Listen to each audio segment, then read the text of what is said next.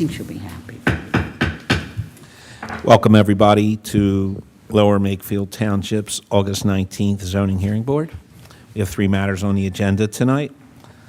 Just a little housekeeping first. If you're looking at your agenda, the first appeal up is Z2530. That's MUNZ McClintock. They will go first. The next 2 appeals, Z2524 and Z2525. Both applicants are represented by attorney Mike McGinniss. He requested that we flip them in order. So we're going to make the second matter on our agenda Z2525, and we'll finish the night with Z2524. Okay, with that, we do have a full board tonight. So we're going to call up our first applicant. You will be sworn in, and then immediately thereafter, our solicitor, Adam Flager, will read into record the exhibits associated with that matter, and then I'll invite you to present your matter. So coming up first, would a Z25-30 come up? MUNZ McClintock. Present via Zoom. Present via Zoom. That's just as good. Okay.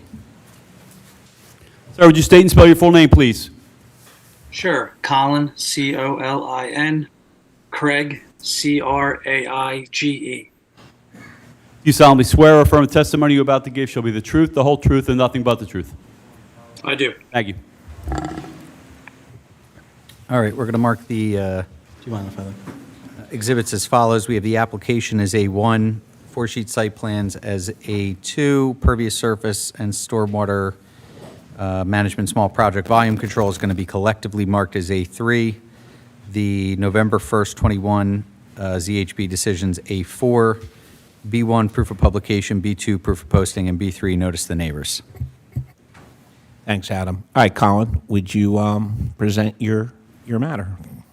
Yeah, sure. So I'm representing MUNZ Construction, also my client, John McClintock. He wasn't able to make it tonight. He's traveling for work.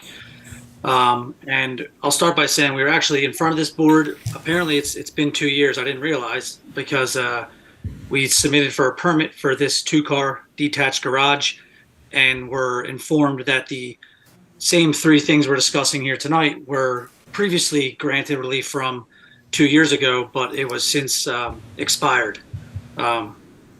So I'm here to just kind of reiterate the same 3 things. The plan has not changed at all. It remains the same. Mr. McClintock just kind of put off the project for a few years, but has now decided to pick this back up.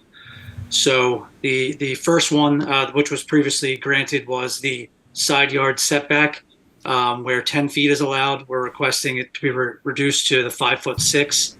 And when planning this with Mr. McClintock, that was kind of the closest we could take it to the side yard setback while still maintaining an entrance, a sizable entrance into his backyard and keeping access there. So that would be the first one we're discussing. The second one being the height ordinance, where 15 feet is allowed. We're requesting a relief of an additional 1 foot 9 inches to be a total of 16 foot 9. Mr. McClintock has a number of cars, and he would like to be able to store them in there. And we need that additional height in order to have that lift that he plans on installing to allow the cars to go below each other in this new proposed garage. And the third item, again, which was also previously reviewed and granted relief from, was the impervious surface coverage.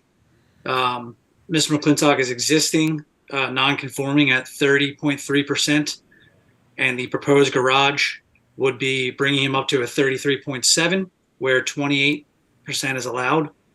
And we have submitted to the board, and is present on the site plan, a stormwater management plan for 2 separate dry well systems, one to accommodate the new 2-car garage build, and one to accommodate his existing home, which would bring back his impervious coverage to the allowable 20%. So those are the 3 items that we're here to ask for relief from. Okay, thank you. Before I open it up to the board, Ms. Carlton, will you be participating in this matter? We will not. All right. Thank you. Thank you. All right, board. Who would like to go first? Given this was republicized again, has there been any input or outreach to the neighbor on the garage side regarding this garage? Or if there's been a change in residence there? So, Mr. McClintock had spoken to his neighbor previously when we talked about this 2 years ago, and nothing has changed on their end as far as they don't have an issue with the build. They're not here. The volume control specs, are they identical to what was presented back in 2021, or have they been modified? Yeah, I believe they're the same because, again, nothing has changed. He hasn't added or removed anything since the previous application. So we've essentially just gathered all of the same information and resubmitted it for this meeting. So you did just mention that you were mitigating back to the 28%, which was one of our conditions at the last meeting with this proposal. We would obviously restate that in this again. Yeah, and Mr. McClintock's totally fine with that. They spend a lot of time in their backyard. They want to make sure their water is properly handled. That was impervious before, now it's pervious? Okay, I didn't know what was changed. Now, to answer your question, it's basically identical stormwater management as before, back to 28%. Yeah, with the 2 dry wells, correct. Anyone else on the board? Okay, at this time, is there any public comment in the room? If there's any public comment in the room, come forward. I don't see the light on. Okay. Would someone like to make a motion? Make a motion to approve Appeal Z25-30 as written, subject to mitigating the stormwater back to the 28%, subject to approval of the township engineer. Second. All right, discussion. I feel like you worded that perfectly. I don't think it needs to be amended. Dan? No, it's perfect, and it matches the past zoning decision, so. What, you cheat earlier, Pete? Did you read the past decision, so you just mimicked it? Is that what you did? All right. All right, all those in favor? Peter is just that good. Aye. Aye. All right. Variances are approved. Good luck. Great, thank you very much. Okay, as I said at the beginning, we're going to flip-flop the next 2 appeals on the agenda. Would Appeal Z25-25 come forward? That would be Attorney McGinniss representing 1 SUTPHIN Road.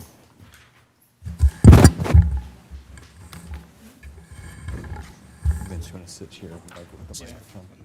Yeah. Good evening. Mike, I'll give you this in 1 minute. After I swear him in, no problem.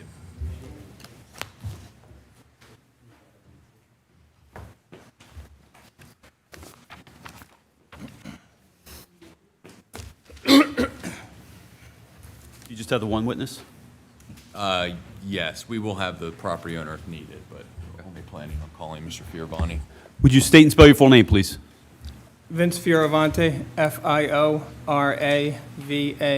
Do you solemnly swear or affirm the testimony you're about to give shall be the truth, the whole truth, and nothing but the truth? I do. Thank you. Perfect.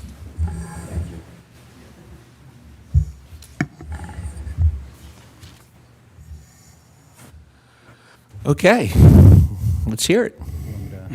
Mark? Oh, of course.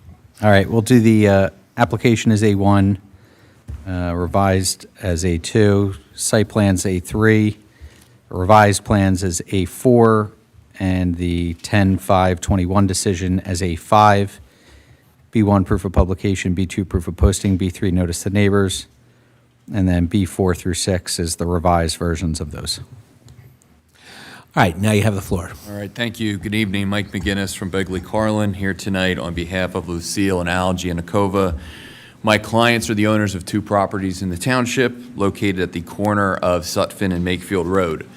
The properties in the aggregate total about 2.1 acres. They are zoned in the R2 district. And the properties, when they get on the screen, you can see are oddly configured. We'll get to what we're proposing with the additional lot, which is in the planned northeast corner. But right now, you have two lots, and the lot that is at the bend of Makefield and SUTPHIN sort of functions as a L shape. There are three principal dwellings with a number of accessory structures on the property, even though there are currently only two lots. The larger of the two lots, the one which I'm referring to as the L shape, is a little over 1.6 acres. And as I indicated, it's irregularly shaped. And what generated really the impetus for this application was right now, if you're looking at the existing conditions, where we're proposing the new dwelling, which fronts on Fayette right there, as Mr. Fioravanti's pointing out, that's an unimproved portion of the property, which functions as a very large vacant side yard. So what we look to do, and when analyzing the surrounding properties, most of which range between 12,000 to 15,000 square feet, up to about 0.38 acres, we said, okay, is this an opportunity to really fix some very strange property issues in terms of the composition while creating a new dwelling in the existing dual side and front yard along Fayette. So the end result of this, and Vince, if you can point this out as I'm addressing it, the planned northwest lot right there is its own property. We are adjusting the lot line just a bit here. And then right below it, where there is a principal dwelling, that will also be its own lot. And then you will have the larger improved lot at the bend, which really has three frontages on Makefield, SUTPHIN, and Fayette. That will be one parcel. We are removing, and this was, I think, a point of conversation with the township at one point, there is a chicken coop that is located there. That is being deleted as part of this application. That goes away. And then we would be building a new single-family detached dwelling in the area that Vince is pointing out. There was some confusion that I think probably makes sense to go over, if you can indulge me for 1 second, regarding the overall requirements for minimum lot size in this district. So without speaking on behalf of the township, when we designed this, looking at section 200-21, we presumed that the minimum lot size in the township for lots of this nature would be, depending upon the interpretation, either 16,500 or 16,000 square feet. The reason for that is the 34,000 square foot marker for a minimum lot size. There's a notation that says that that is the minimum lot size for a home in the township where there's 0 to 24% environmental features when there is on-lot septic, which makes sense. You would want to have a larger property than a smaller property if you're not being serviced by public water and sewer. So it also makes sense, and Vince is going to get into this in a second, if you look at the top right corner of the plan, you can see all the parcels and the subdivision in the surrounding area, and they're all fairly uniformed in size. None of them are 34,000 square feet. So when we had designed this, we said we want the end result of this to be a couple things. Each principal dwelling is going to be located on its own lot, which makes sense. The lot sizes are going to essentially mirror, with the exception of the property at the corner, some of the existing lots in the area. We're going to be able to delete one of the accessory buildings, and at the end of the day, we need fairly minimum relief to do this, to correct an irregular situation. We would need lot size relief, but that's in keeping with the surrounding community, and we would need a small impervious surface variance for the new home that would be constructed. So that's a very long-winded explanation to get to sort of where we are today, coupled with the fact, as Mr. Flager mentioned, that we amended the application to increase the size of the new lot and remove the chicken coop, which was located there. So if I could, I'd like to have Mr. Fioravanti, he was sworn in, but be called to testify. He'll go over what we're proposing in contrast to the existing site conditions, and we'd be happy to answer any questions that the board has. Thank you. All right. Mr. Fioravanti, can you please state your name for the record? Vincent Fioravanti, Okay, and where are you employed, Mr. Fioravanti? Fioravanti Incorporated, Southampton, PA. Okay, and what licenses do you hold? A professional engineer and land surveyor in Pennsylvania, New Jersey, Maryland, Delaware. Okay, and did you prepare the plan which is before the board this evening for consideration? Yes. All right, can you go over, and I just did a little bit of a summary, but briefly, the existing conditions on these two properties as it's currently constituted? Sure. I think we have an existing features plan. It should be a three-sheet set. I don't know if you have them all. Looks like maybe you don't, but I can do it without it. For the existing features on this property,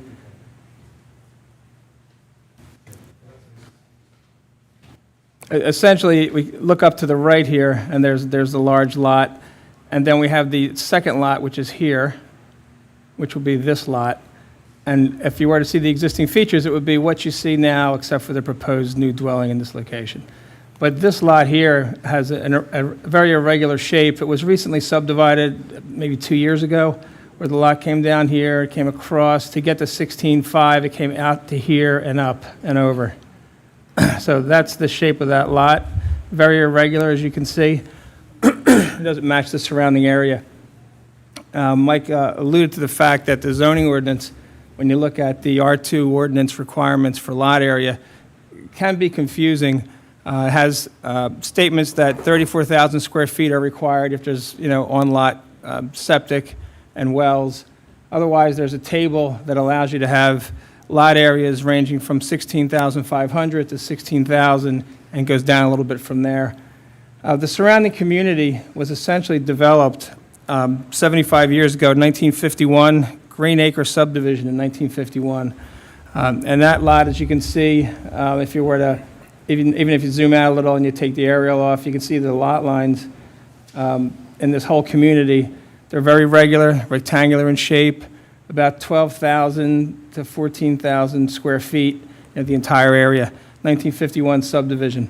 Then you see the leftover parcel that we have. The end one has 2 dwellings on it without property lines, and this one was recently subdivided, and you can see the irregularity coming in here as you start to apply the R2 patterns to a neighborhood that was designed in 1950. So it just kind of doesn't match.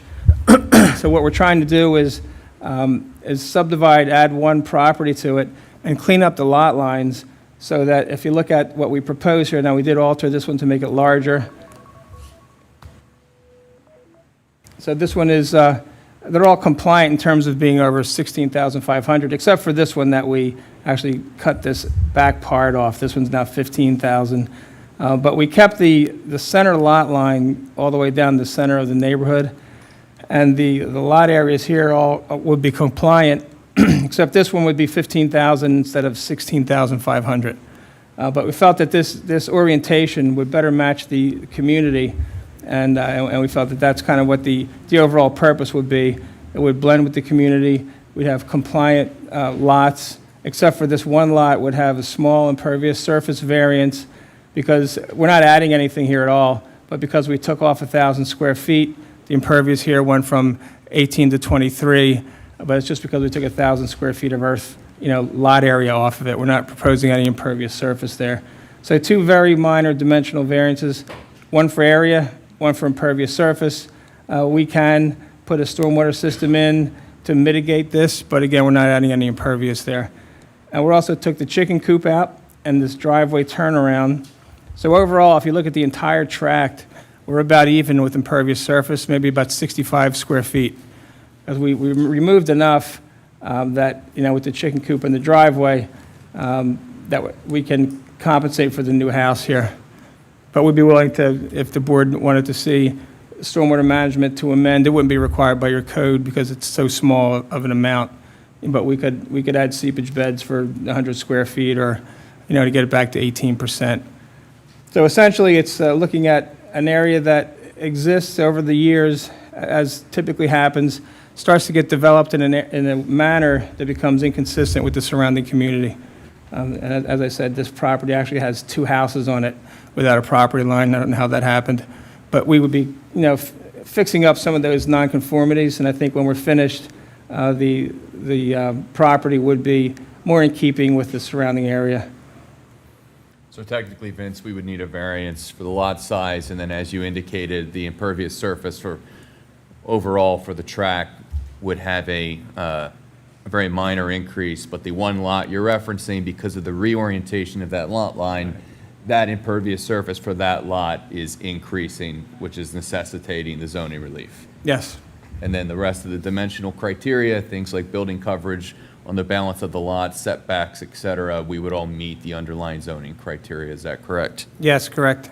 All right. And then just as another item, if it's something that the board would request or desire going through the process here, I think we would be willing to also volunteer and note that prior, or I guess post-approval, if it is approved and post-approval by the township for the subdivision process, I think a note that this would be the end of the additional creation of dwelling units for this corner is something that we would be acceptable to agree to as a condition as well. I think we have nothing further. Vince covered everything was planning on covering. We're also, as noted, willing to have a condition of approval premised upon the removal of the chicken coop, which is no longer noted on the plans. Happy to answer any questions the board has at this time. All right, before I open it up to the board, Ms. Carlton, are you participating in this matter? We are participating, not Okay. opposing it, participating. Okay, board. Question for Jim first, and then it'll go to the applicant. With the new property, wouldn't the stormwater management with the land development apply to that? That is correct. The new stormwater management ordinance would apply to every lot, including the recently constructed house in the northwestern corner of the property, which site is still currently under construction, and I believe they have the stormwater management area roughed out, but they haven't finalized it yet. So as part of any potential subdivision, should they be granted an approval, they would be required to comply fully with our new stormwater management ordinance, including that house that was still recently under construction. Okay, so this is a different circumstance than most of our applicants that come here with existing, much older processes. The new house that would be proposed to be developed would have stormwater management built into it as part of the standard development, correct? That's correct. Okay, just wanted to put that out there. Yes, so the So that there's imposition an of the understanding requirement- there's a difference of Yeah, this is one where you probably wouldn't need to put your standard, comply with the stormwater management, because the subdivision land development would necessitate and require that. all right, thank you. And as a result, I do not have a question for you. Who's next?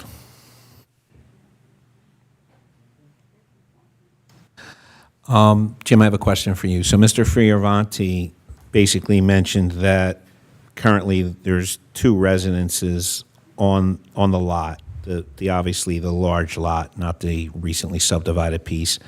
And he said it's a nonconformity. Is it a legal nonconformity or is it an illegal nonconformity? Can you answer that?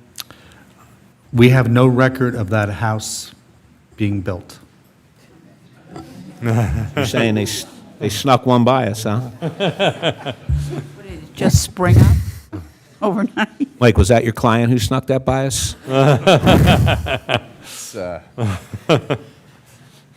I don't know the answer to that, but with as perceptive as the building and planning department is, I find it hard to believe an entire house was constructed with no one knowing. Yeah, back in the day, they didn't always keep the records that are easily searchable. Can someone speak to how old that that improvement is, or both improvements for that matter? I could help out. The existing older farmhouse that's sort of closer to SUTPHIN Road, That house, according to the Bucks County Board of Assessment, was constructed in 1895.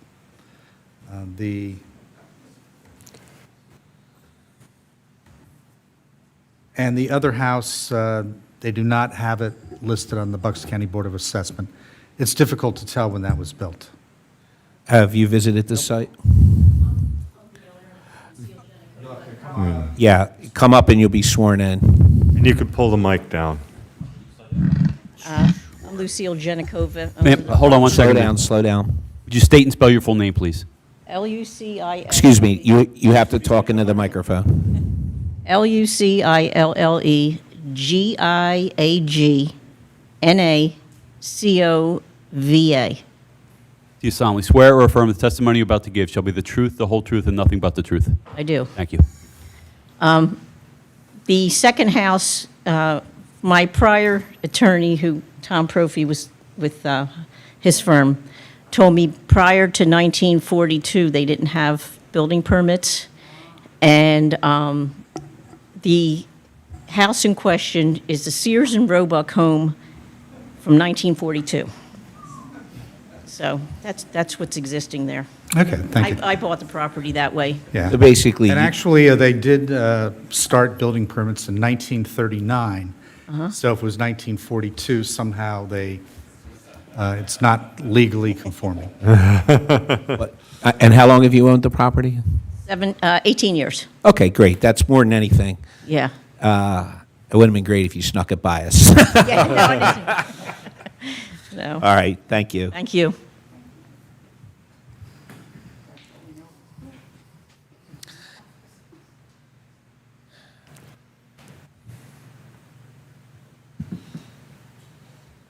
I will admit, it intrigues me with an 1895 farmhouse and a Sears Roebuck house that basically came in a box. Was delivered.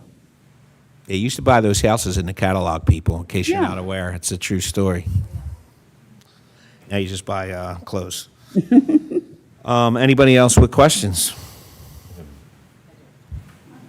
Ms. Carlton. Mr. McGinnis, you had noted that you would agree to a condition that there would be no further structures or primary residence built? Yes, no further primary residences built, I think, would be an appropriate and agreeable condition, correct?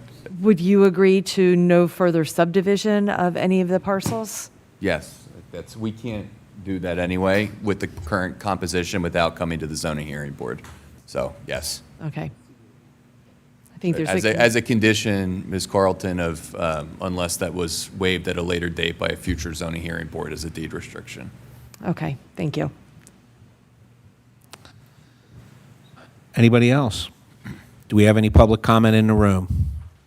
Please come forward. You're going to state your name, spell it, address. You'll be sworn in, and then you have the floor. Please do your best to speak into the microphone.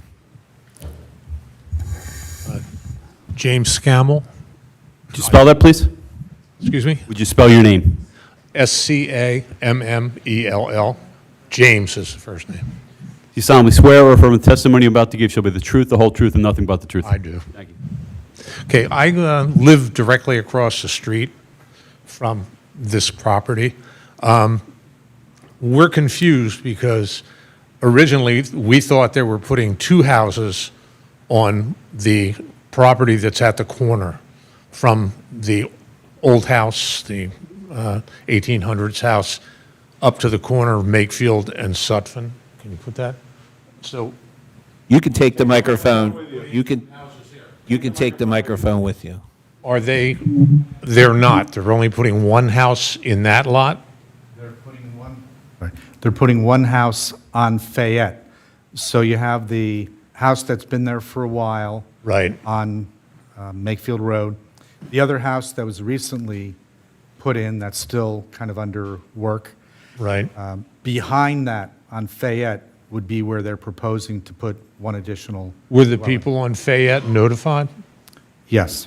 Okay, because there was a gentleman here at the first meeting that they had that lived, I think he lived on the corner of Fayette, and he thought it was the church lot that they were building on. So there was some confusion about that. So you're looking at one house on the property on the corner?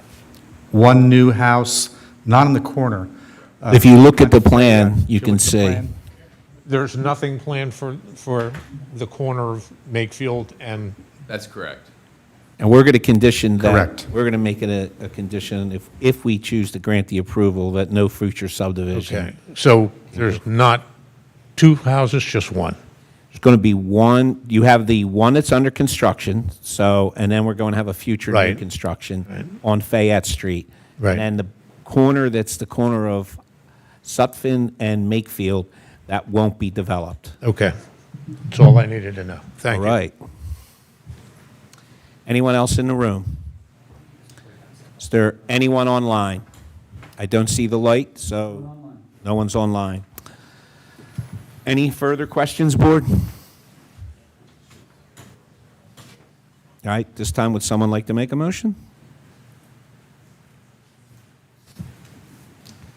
All right, I'll make a motion to approve Appeal Z25-25 as presented, with the condition that, A, no additional resident improvements can be added to any of these 4 lots, and no future subdivision will be sought. I'll second. All right. Comment? Was that worded appropriately, or do we need to reword that? Adam? I don't know that I worded that as good as I could have. Did you say just the phrasing, the residential? So it first started off with Mr. McGinnis saying, if we were to grant this approval, they would waive their right to build an additional residence. Let me just check with Mr. McGinnis. Subdivide further. And Well, then there's two. Ms. Carlton brought up the subdivision. Mr. McGinnis, is your applicant willing to waive the right to future development of any other residential properties on any of the 4 lots and any additional subdivision? I can confirm that, Mr. Doherty. I think my question would be, certainly with respect to principal dwellings, I don't want any confusion if someone wants to build a deck or something for residential improvements, that being interpreted. So rather than say residential improvements, Subdivision and future dwelling units. dwelling units, that's, Yes, yeah. yes, No, dwelling units. Dwelling units, because that includes ADUs. right, Yep. that would be fine. Do you do this for a living? Because you got that perfectly. You said that great. All right. So let's take a shot at this again. Make a motion to appeal, to approve Appeal Z25-25 as presented, subject to the following 2 conditions. There will be no future subdivision, and there will be no additional dwelling units on any of the 4 lots. I'll second. Comment? Adam, you comfortable with that? Yes. How about you, Jim? Yes. Okay, any other comment from anybody? All those in favor? Aye. Motion granted. Good luck. All right, thank you very much. Thank you. Congratulations. I've got the next one, too.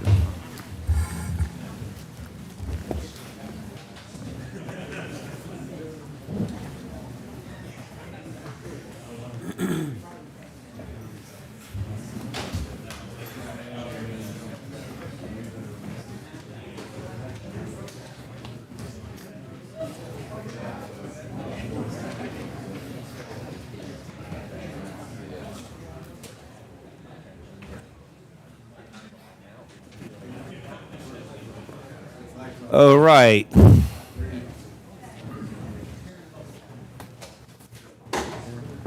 Would Appeal Z 25-24 please come forward?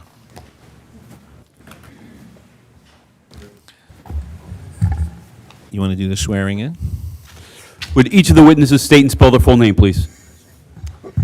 Zalman Blecher, Zalman Blecher. Matthew Landro, Matthehew And Greg Richardson, Richardson, 1 G for Greg, at the end, that is. Do you all solemnly swear or affirm the testimony you're about to give shall be the truth, the whole truth, and nothing but the truth? I do. All right, Adam?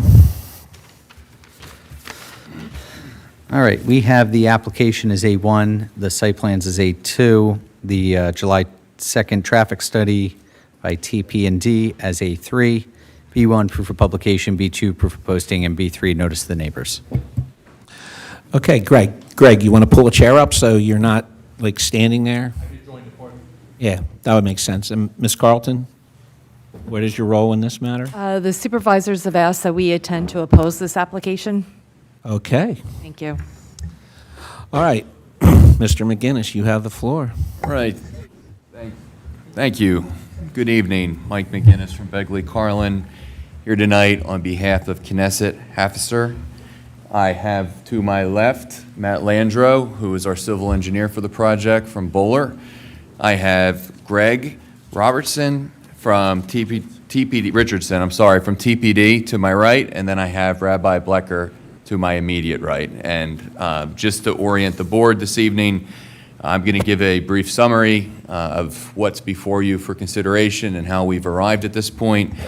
And then I will have the rabbi provide background information about the synagogue, his current operations, what he's looking to achieve here, if we're able to develop this site in the manner that's depicted before you for consideration this evening. And then I will have Mr. Landro go through the civil design for the property and the variances we're seeking. And then I will have Mr. Richardson go through the, in part, certainly not voluminously, the TIS report, but sort of the traffic analysis and the means that we're proposing for ingress and egress to the property. So this subject property is located at 1237 Edgewood Drive in the township. It's right up the street. For those of you who are not familiar with the current property iteration, you can see before you this evening, I'm not even sure how to describe what that shape is, but it is irregularly shaped, I am certain of that. The gross acreage is just over 5 acres. It is zoned in the R2 district and is currently improved with an existing structure that Mr. Landro has labeled the existing synagogue, which is approximately 2,100 square feet in terms of the footprint on site.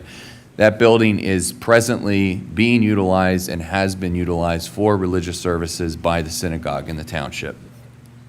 In addition to this building, the rabbi also provides services on the weekend to another site, which there is a rental agreement for congregates to attend during the weekend. This property, the existing synagogue, offers services during the week. The genesis of the application was a desire essentially to consolidate the operations between the site that's being rented with the operations of the site that's owned by the synagogue. But first, we wanted to make sure that because, unlike other properties where someone might be a tenant or might be an equitable owner, the synagogue owns this property, that it made sense to make a larger than normal initial investment to do an engineering analysis to make sure that the site was suited, in our opinion and in our professionals' opinion, for the building which we are now proposing before you for consideration. The rabbi will testify this evening as to the unique composition not just of the site but also of the synagogue, with a large percentage, I think over a third of the percentage of the congregates, being of Orthodox persuasion, which means that they travel by foot on the weekend to the synagogue for services. And there are a large percentage of the members of the congregation who are located and reside in Yardley Hunt and Yardley Estates, which has an effect, certainly, as to the sites that would be viable to offer these services to members in the township, as opposed to relocating a future synagogue at a different site. But again, we'll get into that at greater length in a moment. So after our firm was retained to do an initial analysis, Matt's firm was brought on board, and then since we know that with any religious institution, traffic, circulation, parking, means of ingress and egress are important considerations for township. We wanted to make a greater than normal initial investment, and Greg and his team at TPD were brought on board to provide not just a trip generation analysis, but do a full-blown traffic impact study to discuss the impact of this development in the community. The original design for this site, which was put together over a year ago, and Jim, if you could flip to what we're proposing now, please, had the building and the parking lot flipped in orientation. So where you see the parking now and the means of ingress and egress off right there, off the cul-de-sac, the original iteration before Greg and TPD were brought on had the parking and the driveway access to the plan east, right there. We looked at this. Again, we thought initially that that was viable. TPD came on, and this is what TPD does, and said, this makes all the sense in the world to connect at the roundabout for reasons that I'll defer comment on, rather than where it was initially proposed. So we scrapped the initial design, we flipped the building. We thought that that actually had a secondary benefit, which is the fact that on the plan east, and you can sort of see it there with the rectangular box that's highlighted, there is a residential dwelling, and we thought by moving the drive aisle and the parking to the other side of the building, any concern that would exist about headlights or things that would potentially go into that residential property would get eliminated. So we changed the design. We wanted to make sure it still worked. We spent many months making sure we thought it was appropriate, and then we got to the point where this was the version of the plan that was put forward.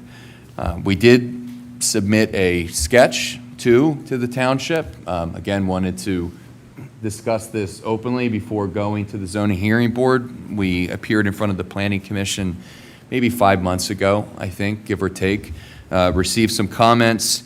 We're able to get the variances to 7, which, you know, 7 is not 1 or 2. It's also not 20, I would suggest. And you'll see, I hope, through testimony, the fact when you look at this property, because of the setback requirements and because of the extreme irregularity of how it's shaped, there is no building envelope, which is functional here. So I'll end my quasi-argument / introduction at the beginning, but just say my submission at the outset, looking at this is not a question as to whether a synagogue is or is not allowed at this property. There is a building here. It has been functioning as a synagogue. It has been offering religious services to members of the Lower Makefield Township community. There's also no question as to whether there's an appropriate building envelope. There is not on the site. So the question I would submit to the board for consideration is, what is the reasonable building on this site given the operation and the unique property composition? And I hope to prove through testimony this evening that our building not only will function from a practical level, but is absolutely entirely appropriate from a legal level as well. So we'll go through the variances with Mr. Landreau, and as I said at the beginning, we'll have Mr. Richardson go through the traffic analysis, but what I'd like to do right now, if I could, was turn it over to the rabbi to give his testimony to the board about who he is, who his synagogue is, and what he's looking to do at this site. So thank you for your indulgence and your consideration this evening. All right. Rabbi, can you please state your name? I am Rabbi Zalman Blecher. Okay. And what is your role with Knesset? I am the rabbi. Mr. McGinnis, do you want to get a microphone? Thank you. Very good. And how long have you been the rabbi? I have been the rabbi of Knesset HASEFER since 2022, for 3 years. Okay. And I made a representation at the outset that you function in that capacity both with respect to this subject property, but also for services that are provided at a separate property. Is that correct? Yes, that is correct. Okay. But this is the one property, the 1237 Edgewood property is the property that is owned by Knesset. Is that correct? Correct. Okay. Can you explain to the board where the services are held with respect to each site and the days of the week? Absolutely. So the Orthodox community here in Lower Makefield, we operate KNESSET HASEFER and on Edgewood Road. That is, like you said earlier, weekday services currently take place there. We prayed there this morning. For Sabbath services, which take place Friday night and Saturday mornings, as well as Jewish holidays, high holidays, Passover, etc., takes place at our rented facility, which is with our landlords, the VFW, on Yardley Newtown Road. You may see me walking on Saturday mornings. So that is a somewhat of a larger facility than our current Edgewood location. And yes, services are there Friday evenings, Saturday mornings, Sunday morning services takes place there as well, and the Jewish holidays. Okay. So this site, the 1237 Edgewood site, is currently operating as a synagogue? Yes. Okay. Can you state for the board, if you know, the approximate split with respect to members of your synagogue who are Orthodox and non-Orthodox? Absolutely. So we cater to Jews of all persuasion and all levels, all denominations, including Orthodox Jews, and me being one of them. Going through the numbers of our current membership, I came to basically 40% of our current membership are of Orthodox persuasion, and we'll get to in a minute what that means and how that, when it comes to travel on Saturdays, and 60% are non-Orthodox. Okay. So for the Orthodox members of the synagogue, what impact does that have with respect to services which are held during the weekends? So Orthodox Jews observe the Jewish law to the best of their ability, and one of those laws prohibits us from operating vehicles, anything electric, anything that is ignition, gas-powered vehicles, etc., on Shabbat, on the Sabbath, which starts Friday at sundown, concludes Saturday at nightfall, as well as Jewish holidays, Passover, Rosh Hashanah, Yom Kippur, etc. So the only way an Orthodox Jew can attend prayer services on those days is by foot. We are prohibited from driving, from getting driven, so Uber or taxi is not an option. The only way we can get to synagogue is with our 2 feet. Okay. And to go forward, and then we're going to go backwards for a second. In terms of locations based upon where members of your synagogue reside, what impact did that have regarding looking at potential other properties to perhaps build this building that we're proposing somewhere else? You bring up a good point. So based on what I said before, that we can only walk to synagogue, so that limits our congregation tremendously when it comes to selecting a piece of land in Lower Makefield that both satisfies the 5-acre requirement for a house of worship, and it must be 5 acres, plus it must be walkable to our current membership. So we cannot just pick any parcel in Lower Makefield or beyond, build our synagogue, and just expect, make sure it's a 10, 15-minute drive. Other synagogues may have that luxury. We don't have that luxury. So I can testify before the board, I know every single 5-acre lot that is walking distance to our current membership. And I will tell you, it's probably on one hand, most of them are privately owned and they're not interested in selling.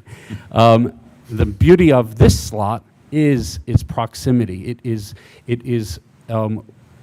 Yardley Estates, Yardley Hunt, Mill Road Estates, Sandy Run.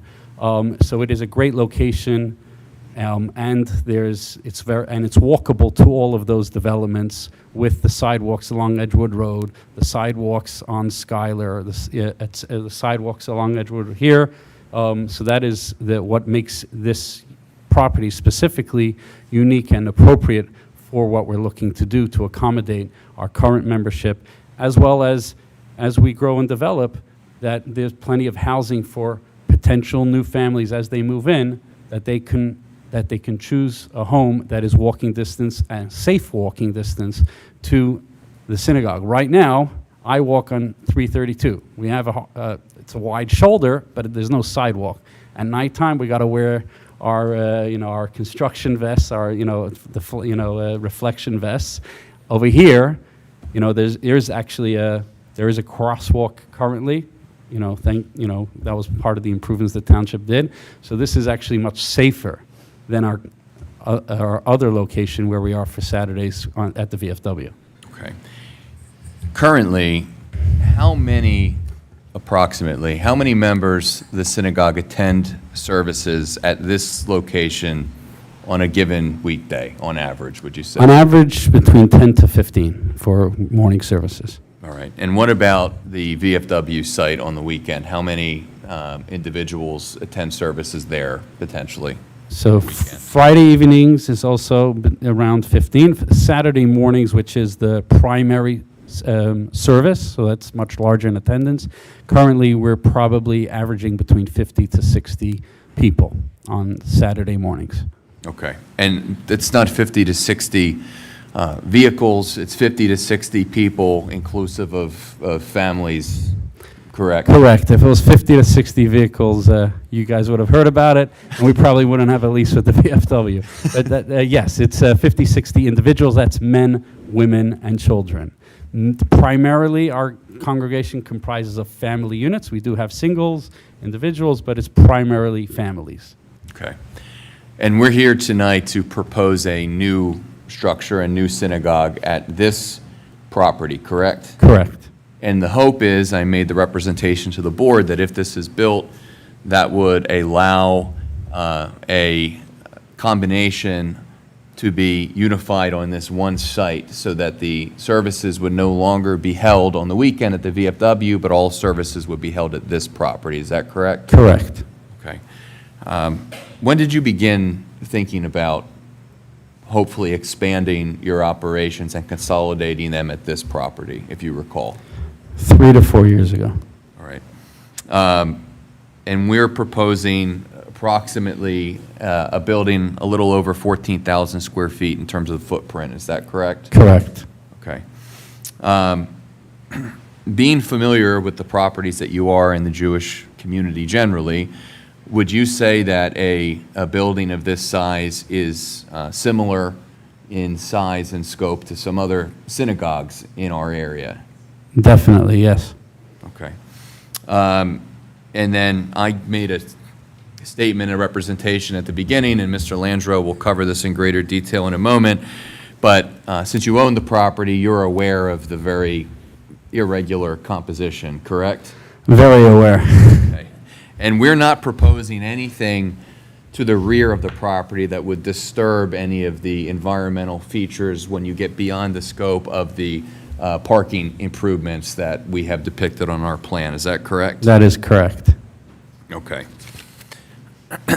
You touched on this a moment ago, Rabbi, but the pedestrian connectivity, can you just again speak to that very briefly and what that means for your community with the roundabout and the sidewalks and the improvements?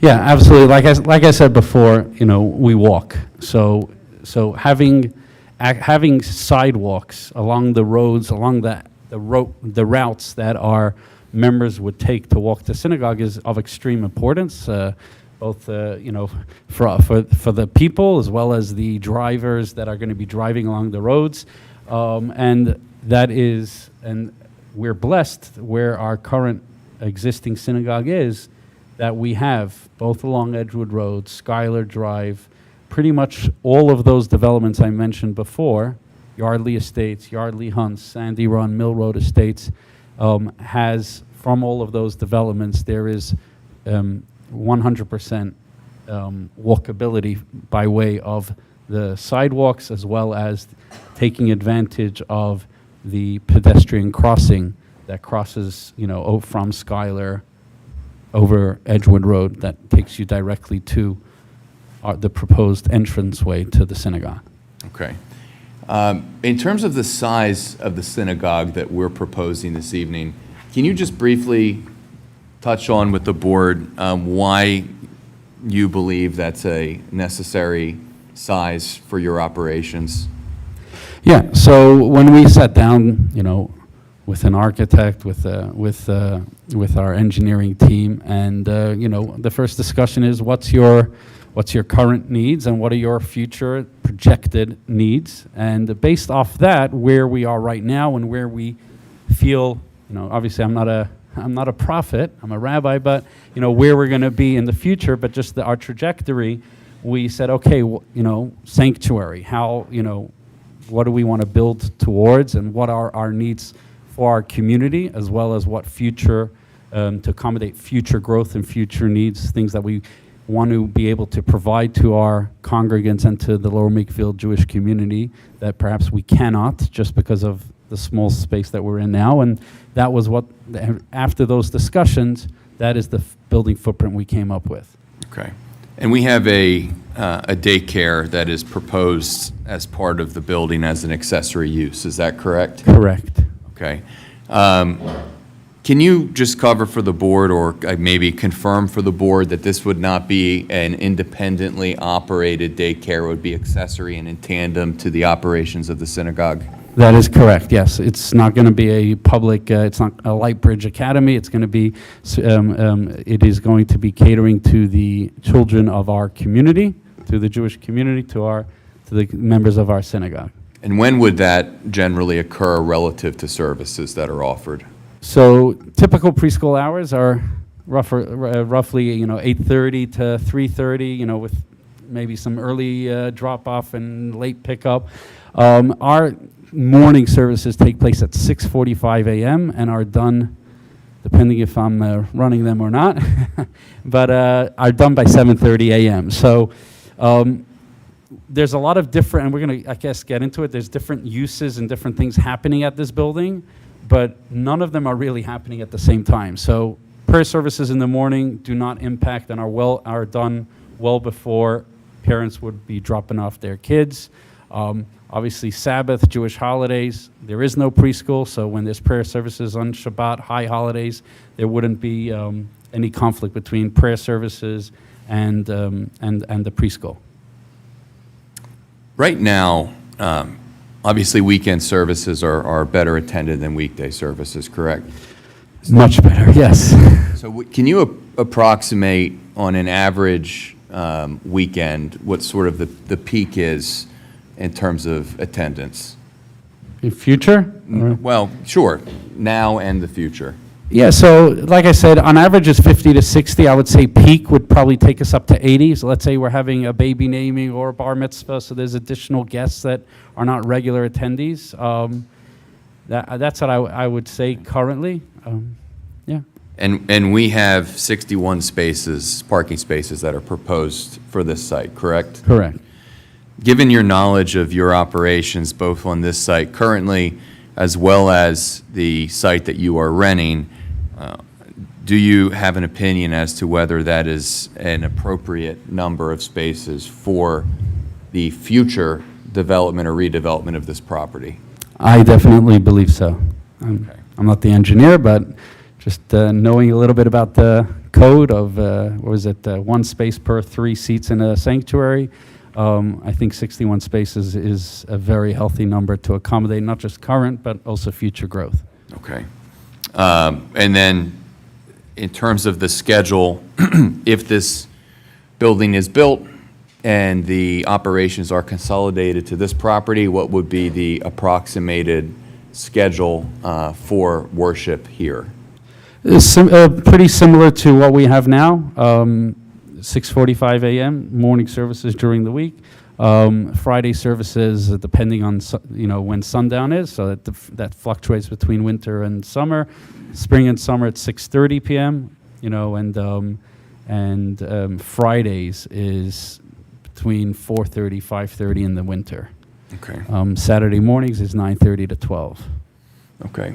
And since you've been the rabbi for a couple years and Knesset owns this property, I'm assuming it's safe to say that you're familiar with the surrounding area and the surrounding residential communities? Yes. Is there any reason, in your opinion, why a synagogue of this size would be detrimental or harmful to any of those property owners? I cannot think of any reason why it would be detrimental, and I would hate for it to be detrimental. I would never want my synagogue to be detrimental to any of our neighbors. Have there been any issues, to the best of your knowledge, since you became the rabbi at this site with the community or surrounding property owners? Zero, both here and at our rented location, Yardley Newtown Road. Okay. None that I'm aware of. Okay. And is it fair to state that your mindset with this is that this building, if it's approved, will allow your synagogue to continue to grow, thrive, and survive in Lower Makefield Township? Absolutely. And yes, succeed and thrive and grow from strength to strength and be a beacon of light for the Jewish community and all of Lower Makefield. All right. I have nothing further for the rabbi at this time. How about if we go one rabbi and then experts? So why don't we open it up to the board, see if anybody has questions for the rabbi, and then we'll move forward after that.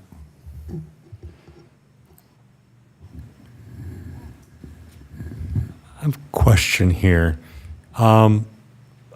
Obviously, with back to the parking here, and I realize some of this is driven by the requirements of code and the rest.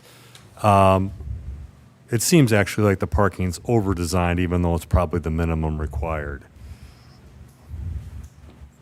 What would you need if you had 180 people there realistically for parking, since those are likely to be dates that, as you mentioned early, 40% of the people are going to be walking and the rest are family units? What would we need? I mean, yes, just as a question. I just want to Right. put that out there, thought process.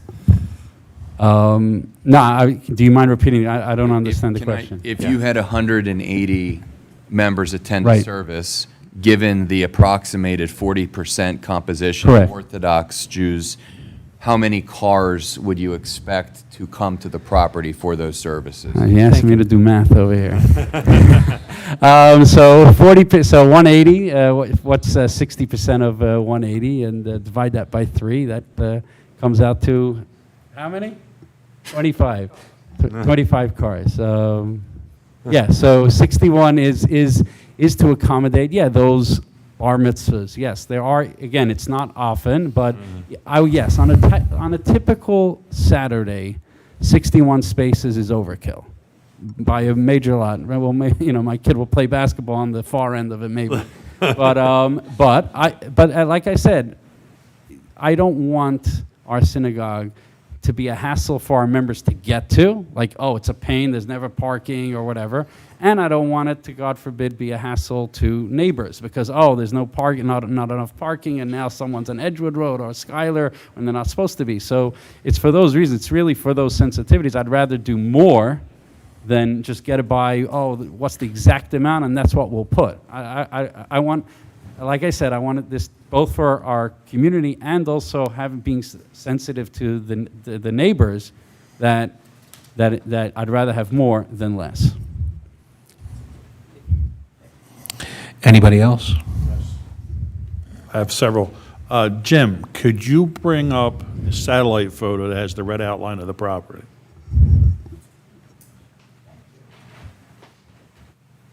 Thank you.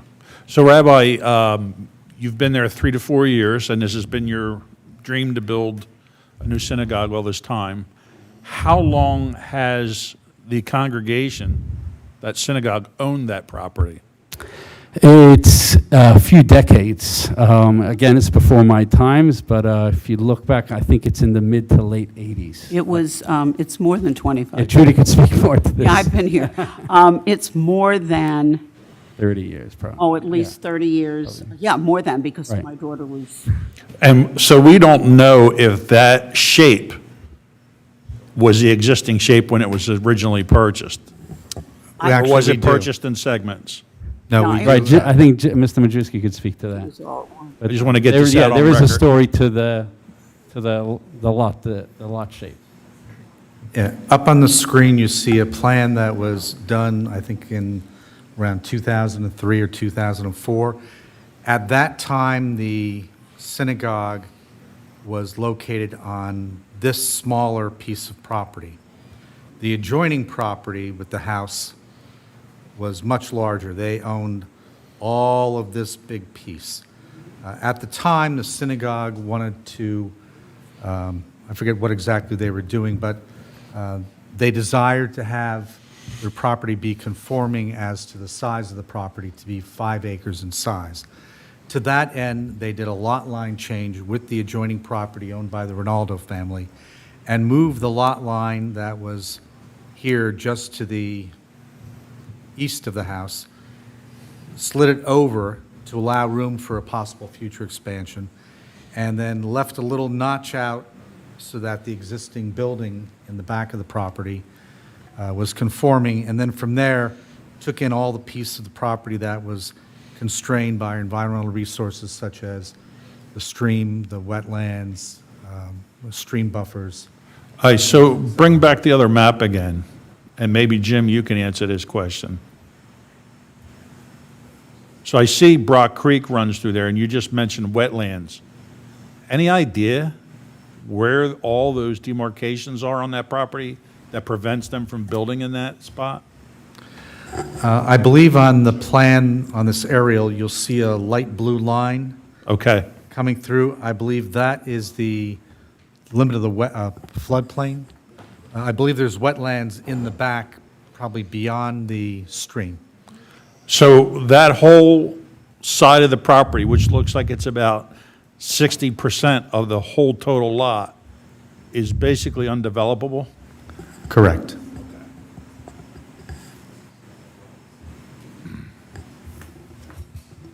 Yeah.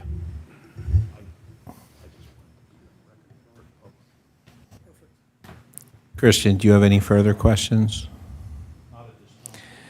Jim, Not at this time. thank you. Jim, can you tell me how, when the house that's on the property now that's being used as a synagogue, to me, I know the house, it looks like it was built as a single-family house. Can you confirm if that is factually true and when it was built? I'm not sure of the entire history of that house, but according to the Bucks County Board of Assessment, it was constructed in 1962 and remodeled in 1972. Okay. Rabbi, do you know what the house was originally built as? I think a single-family home. Okay. So, Jim, Mr. McGinnis made the point that he said there is no building envelope that's feasible. I assume he was talking about for a synagogue? Or is the current house out of conformance? Correct. So current house is out of Mr. Landry conformance? can get into that in a minute as Okay. to the building envelope period on this site. So for anything, including the current house? Okay. Any additional questions for the rabbi? Okay. Would you like to continue, Mr. McGinnis? Oh, Just I'm sorry. one question. First, for clarity, Rabbi, you indicated that for the daycare, that you will be operating for your congregants only. Correct. How many people do you expect to participate? How many families, I guess? Not necessarily children, how many families? I can shoot in the dark. I mean, the last couple of years, we've had a tremendous influx of young Jewish families with preschool-age kids. So we want to, we want to tend to their Jewish educational needs. So I mean, right now, like when they're asking me, I would say it could range from 40 to 70 in the future. That's really just a guesstimate. We don't have a preschool right now, so I can't like say, oh, this is what we have and this is what we project. Like our synagogue members and prayer services, I could speak more accurately. So I can tell you a number, but it'd be shooting in the dark. But we are building. If I had to guess and give you a number, I would say between 40 to 70 kids. 40 to 70 children. Correct. Not families. Not families. No, Right, children. 40 to 70 sorry. children. No, Okay. sorry, They're Yeah, not but- all preschool, though. Sorry. They're not all preschool children. No, this is just That would be This would preschool. be Yeah. 18 months to 5 years. Right, for daycare. And then as an adjunct to that, I know you discussed real briefly bar mitzvah, bat mitzvahs, et cetera, so is there a proposal to have some type of community center within the synagogue that's being built to host these events? We're planning to have, as part of the building, a social hall, primarily for synagogue events. One of those is, yes, a synagogue event. A bar mitzvah is a synagogue event. Right. And I mean, for the party afterwards, et cetera, for the not necessarily just a religious ceremony, but for the celebration.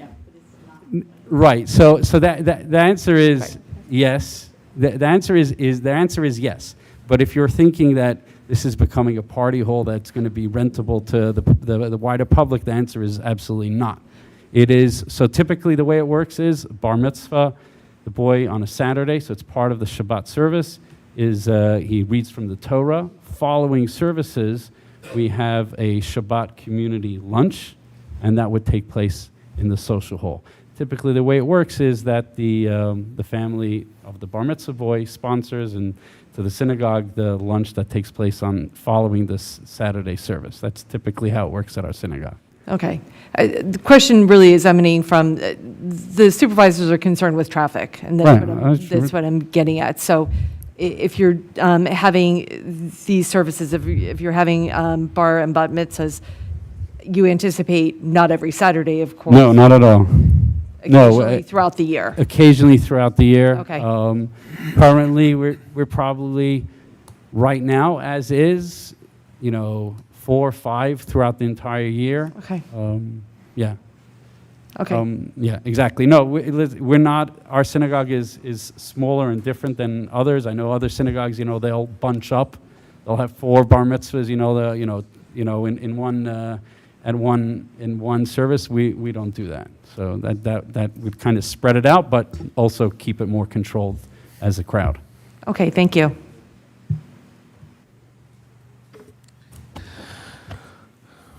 Mr. McGinnis, would you like to call your next witness? Yes, thank you. Nobody asked me how many kids I have.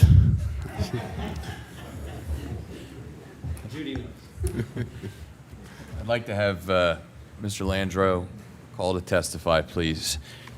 All right. Matt, can you please state your name for the board? Matthew Landro. Okay. And Mr. Landro, where are you employed?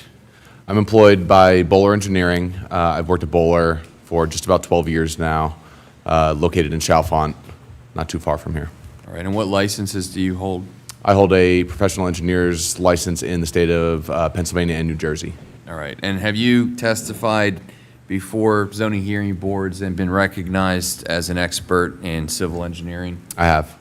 All right, I have Mr. Landro's CV if the board would like to go through it. Otherwise, I would like to offer Mr. Landro as an expert in civil engineering. Adam, you make the decision here. Barring no objection, we can accept him as an expert in the field of engineering. All right, thank you. Mr. Landro, did you prepare the plan which is before the board this evening? I did supervise the preparation of it. My name isn't on the plan as the licensed engineer of record, just because we have been working on this for some time. But yes, I'm very familiar with the plan and have prepared it with our team. Okay. Can you, and Mr. Majewski, if you could put up the aerial, can you go over just the current existing conditions on site. I know there were some testimony or questions from the board regarding the lot orientation and some of the environmentally sensitive features to the rear. Yeah, happily. So to try to make all of the environmental and engineering terminology somewhat short, the rear of the property, which is the south, north is to the top of this page, is riddled with a lot of environmental issues. You have basically everything that you could find in the state of Pennsylvania as it relates to stream corridors, wetland areas, steep slopes. They all exist in that back area. And I recognize it's a little difficult to see on the screen, but as Mr. Majewski pointed out, there are a few lines, both green and blue lines on there that represent the different environmental constraints. So in addition to the actual stream itself, Brock Creek, there's a flood hazard area associated with that, and there are wetland areas with required buffers per the subdivision and land use code that we are also showing on there. So effectively, as Mr. Schwartz stated, I have the numbers here from the land use resource area calculations. The property is just over 5 acres in size as it stands, and only 0.97 acres are available after netting out those restricted areas. So approximately a fifth of the site remains after deducting those constraints. And Mr. Landry, when you say a fifth of the site, we're not talking about the building envelope. We're talking about removing the environmental features. That's what's left, correct? Correct. Okay. And in fact, and we'll get to the plan in a moment, other than the woodlands variance, which we'll discuss, we aren't asking for relief to disturb the build in the floodplain or disturb wetlands. We're not encroaching to the rear of the property. Is that a fair statement? That's correct. Okay. The shape of the lot, one of the criteria in Pennsylvania for a variance to be granted is that there are unique physical conditions. You talked about the environmental conditions and current composition. In terms of the physical outline, can you opine as to whether that would constitute a unique physical condition in your expert opinion? It definitely would, especially in the R2 zone of Lower Makefield Township. Jim, if you wouldn't mind going to the proposed zoning plan. It has some lines that'll help illustrate what I'm speaking to. Yeah, this is fine. You can see all of the environmental clutter at the bottom of the screen. We covered that. Primarily speaking, from a setback perspective, the ordinance in the R2 zone requires a 100-foot front yard setback and a 50-foot side yard setback, as well as a 100-foot rear yard setback. So after offsetting the property lines, especially in the front of the site where we do have a developable area, you see what appears to be a small dashed rectangle in the middle of the plans bisecting the proposed building. That area, it's approximately 0.05 acres, is the only buildable area for a primary structure that is permitted. So as I guess the answer to that question is yes, it's very irregular, and per your current ordinance, there's really no functional use that could be proposed on this property. And in fact, the front yard setback is measured not from the property boundary, correct? You see the line that goes into the roadway. We're constrained even further than what you would think from the geographic boundaries of the parcel. Is that right? Yes, correct. Yeah, Okay. the actual curb line of the roadway is approximately another 20 feet beyond the actual property line. So really the setback from the curb line of the roadway is 120 feet plus or minus. Okay. And then the rear yard setback, that's because even though the property has significant depth, the narrowness there means that there is a rear of the property which is far closer to the road than you would think, correct? Correct. Yeah, the very narrow section north to south that you could almost constitute as a flag lot definitely prohibits that rear yard from being, further back where it otherwise would have been. Okay. This was a question asked by Mr. Doherty, but I think it's safe to say, but please confirm that the existing structure is a non-conforming structure with respect to its disposition, correct? That's correct. And Mr. Majewski, if you wouldn't mind going to the second plan, which is the survey of the property. Yeah, the one, yeah, this one. We did do a full topographic and location survey for the property, as mentioned by, all the work that's been put in thus far. And you can see the front setback of that existing residence or former residence, currently the synagogue, is approximately 62 feet. So 40 feet less than what the current ordinance requires. Okay, and not to, just on this particular category, not to belabor the point, but just one more question about it. What that means with respect to engineering is, other than leaving the building in its exact composition, any expansion forward, backwards, left, right, a building addition to the existing structure, all of that would require zoning relief, correct? Yes, correct. Okay. Can you cover for the board what we're proposing tonight in terms of the layout from an engineering perspective, please? Yes. Yeah, this is good, thank you. So what's proposed on this plan, and we've stated it numerous times, but just to state it for the record, we're proposing a 14,700 square foot footprint on the plan, which will be 2 stories, and then additionally a finished basement space, so effectively 3 habitable floors, 2 above grade.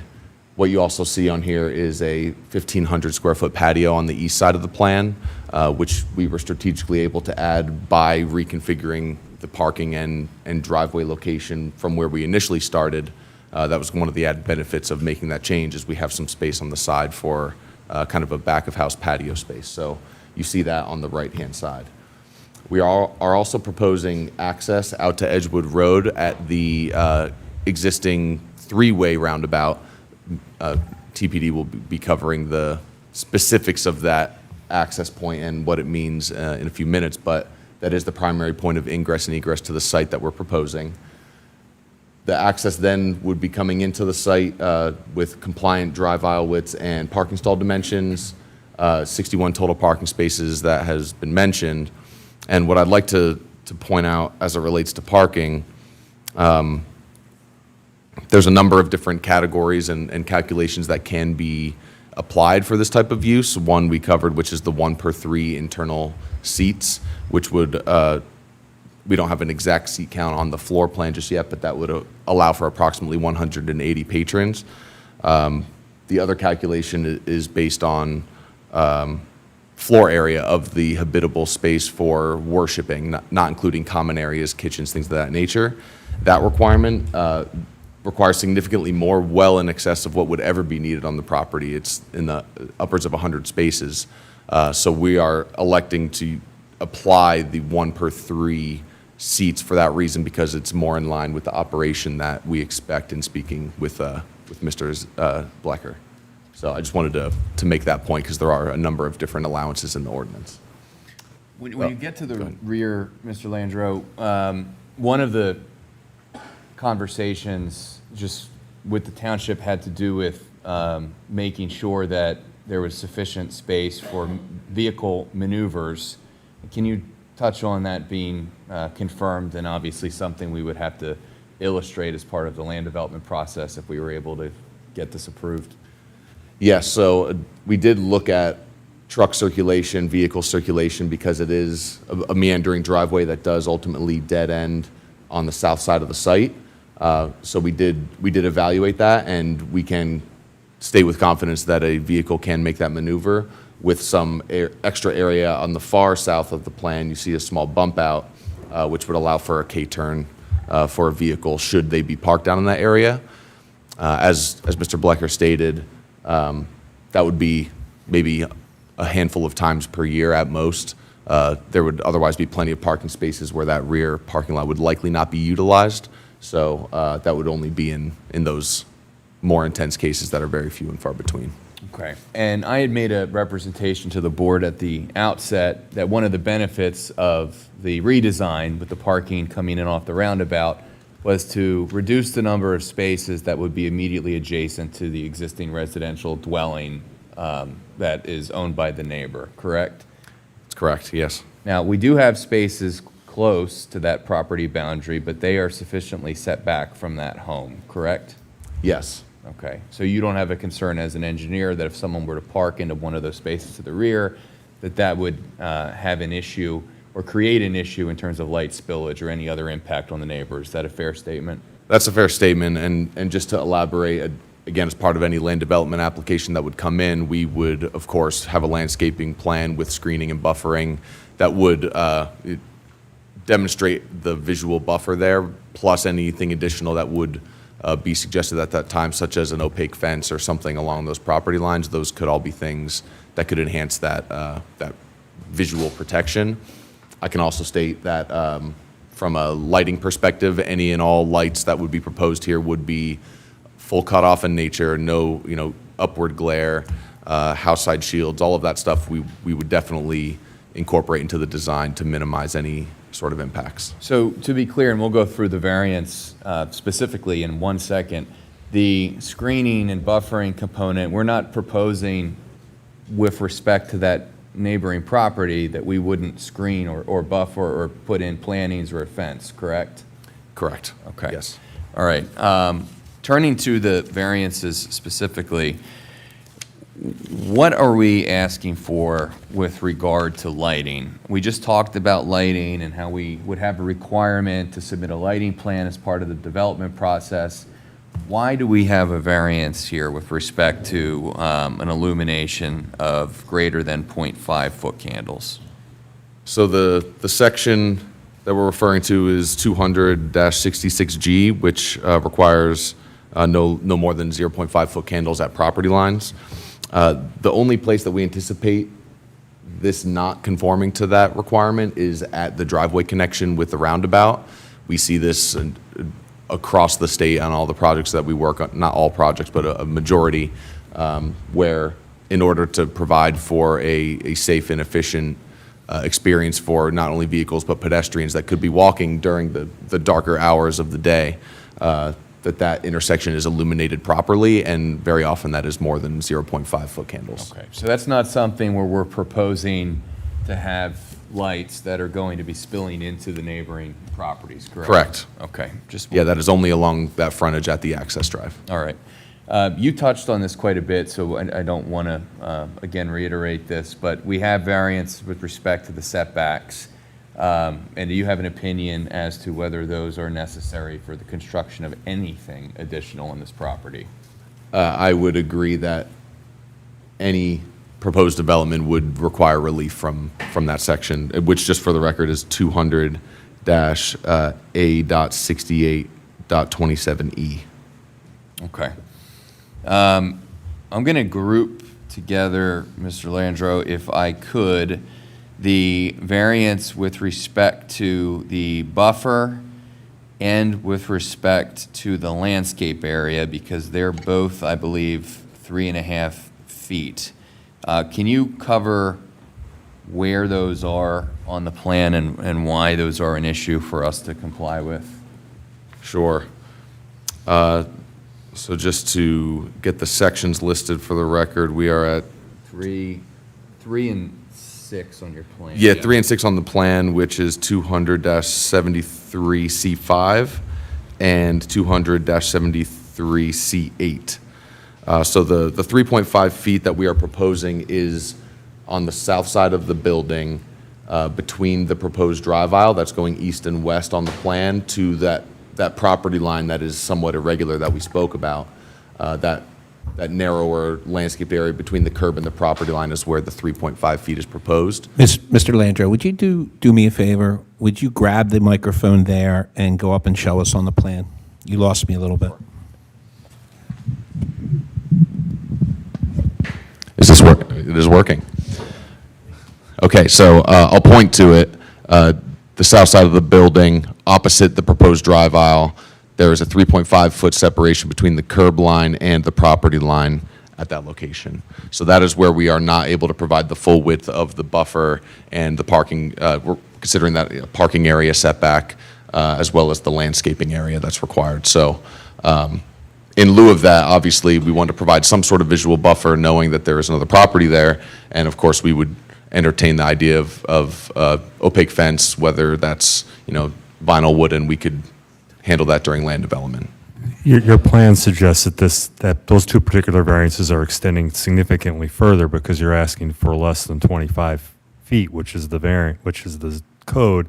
So you're meeting most of the property line of that property, but the parking lot fronts is part of that variance, all the other locations. That's correct, yes. And I will state, just to get this into the record as a statement rather than, I guess, a question for Mr. Landreau, that in that area, if it's a condition of the board, we would be willing to communicate with the adjacent property owner to volunteer to plant some additional trees on that side of the property line if that would be requested or desired as part of the land development process to create some added buffering, since we're a little bit constrained of what we can do with our little corner there. So I just wanted to state that we are willing to do that. All right, Mr. Landreau, I guess actually that covered 278H2 as well, which is the fourth item, also the 3.5 feet. Yes. So 7 of the variances, 3 of the 7 actually cover the same 3.5 foot strip. Is that correct? Correct. Okay. And then that leaves 2 additional variances that we're seeking this evening. One of them is with respect to the woodlands disturbance and how that's calculated. And can you just cover that for the board briefly, please? Yes, so make sure I'm speaking into this.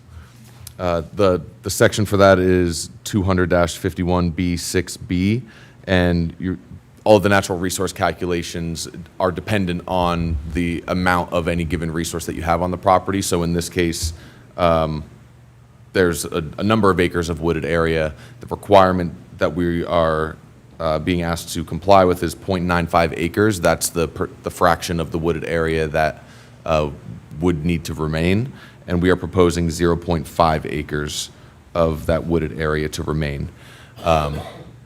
That's not to say there's only going to be 0.5 acres of wooded area remaining on the plan entirely. That's only outside of the other protected areas that are already being accounted for. So it's essentially everything above the streams and the wetlands areas that we discussed. There's going to be 0.5 acres of wooded area beyond that would remain, but we do need to develop the majority of that remaining area to have a functional site. Okay, so, and again, just to underscore that point, Mr. Landreau, we're not disturbing the woodlands, and it's heavily wooded to the rear of the property. You're discussing what you did at the very beginning of your testimony, talking about the environmental features versus the gross site area, and the calculations. We're going to have a half acre of woodlands remaining when you take into account the property composition, but we are not going to be in a situation where we're clear cutting the trees on this site and there's just a half acre of woodlands remaining, correct? That's correct. Okay. And then the last item is we are asking for a variance to be 3% over what is allowed with respect to our impervious surface coverage. Is that correct? Yes, that is one of the bulk requirements, 200-23, 0.18 required, and we're proposing 0.21. A couple of things on that. One of the reasons for that is that we are located in the R2 zone, which is primarily residential focused, without an off-street parking lot. So in the case of not a commercial development, but where people are coming and parking from off-site, that requirement isn't necessarily catered to that type of development.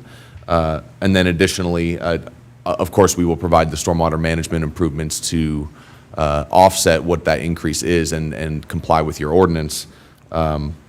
But additionally, going back to the parking discussion from earlier, we do believe that the number of parking spaces proposed at 61 is the sweet spot to allow for future growth in some of those peak periods, while also not being so excessive that it's unnecessary. So it's comfortable from an operational standpoint. We're going to manage it and comply with the ordinance, and we are only left with a certain location for access, which we're going to talk about here. So we could get to, I mean, theoretically, you could comply with the impervious surface by removing parking spaces, but then you would need a parking variance, and while you may not be able to mitigate a lack of parking spaces, you could mitigate the added impervious by your stormwater design. Is that correct? Yes. All right. Correct. And if we go through this process, subsequently, we have to go before the supervisors for development approval, and your stormwater design would be reviewed by the township engineer and additionally by the conservation district at the county, and potentially could trigger an NPDES permit depending upon the scope of disturbance. All of those requirements would have to be met before any approval for development occurred on this site, correct? Correct. All right. Are you comfortable with the layout that's proposed, that 61 spaces upon discussions with the rabbi is appropriate for this site? I am comfortable. Okay. And we're proposing a footprint of just over 14,000 square feet. Do you believe that you can and have designed this site to accommodate a building of that size appropriately? Yes, and I neglected to say one other key point earlier, which I think the board would find valuable. In addition to the survey, the traffic impact study, all of the plan work, of course, the coordination with the township staff, we also have done geotechnical testing and preliminary grading schemes that make us feel extra comfortable at this stage, whereas we normally wouldn't be doing those things for a zoning plan. So we've really invested a lot of time and effort, and that would allow me to be comfortable with where this plan is right now. Okay. And do you have an opinion, Mr. Landro, as to whether the relief that we're seeking this evening is the minimum relief to appropriately utilize this site? I do. And do you know of any reason, based on the design, that this building would have a negative impact on the community or the surrounding property owners? I do not. All right. I have nothing further at this time for Mr. Landro. All right. How about we start with the board before we move? You want to start, Ms. Carlton, right out of the gate? Thank you for asking, but I have no questions. Look at you. We'll come back to you. Please do. Thank you. One. Board, questions? I have one. Have you, and I know the township doesn't have this, but have you considered pervious pavement, that part of the parking lot? That might, I know our zoning doesn't really talk about, address that, but it might solve some of the problem. We absolutely have. That was a discussion with Mr. Majewski during some of the preliminary staff meetings. So yes, that is something we're going to look at very closely as part of land development, hopefully.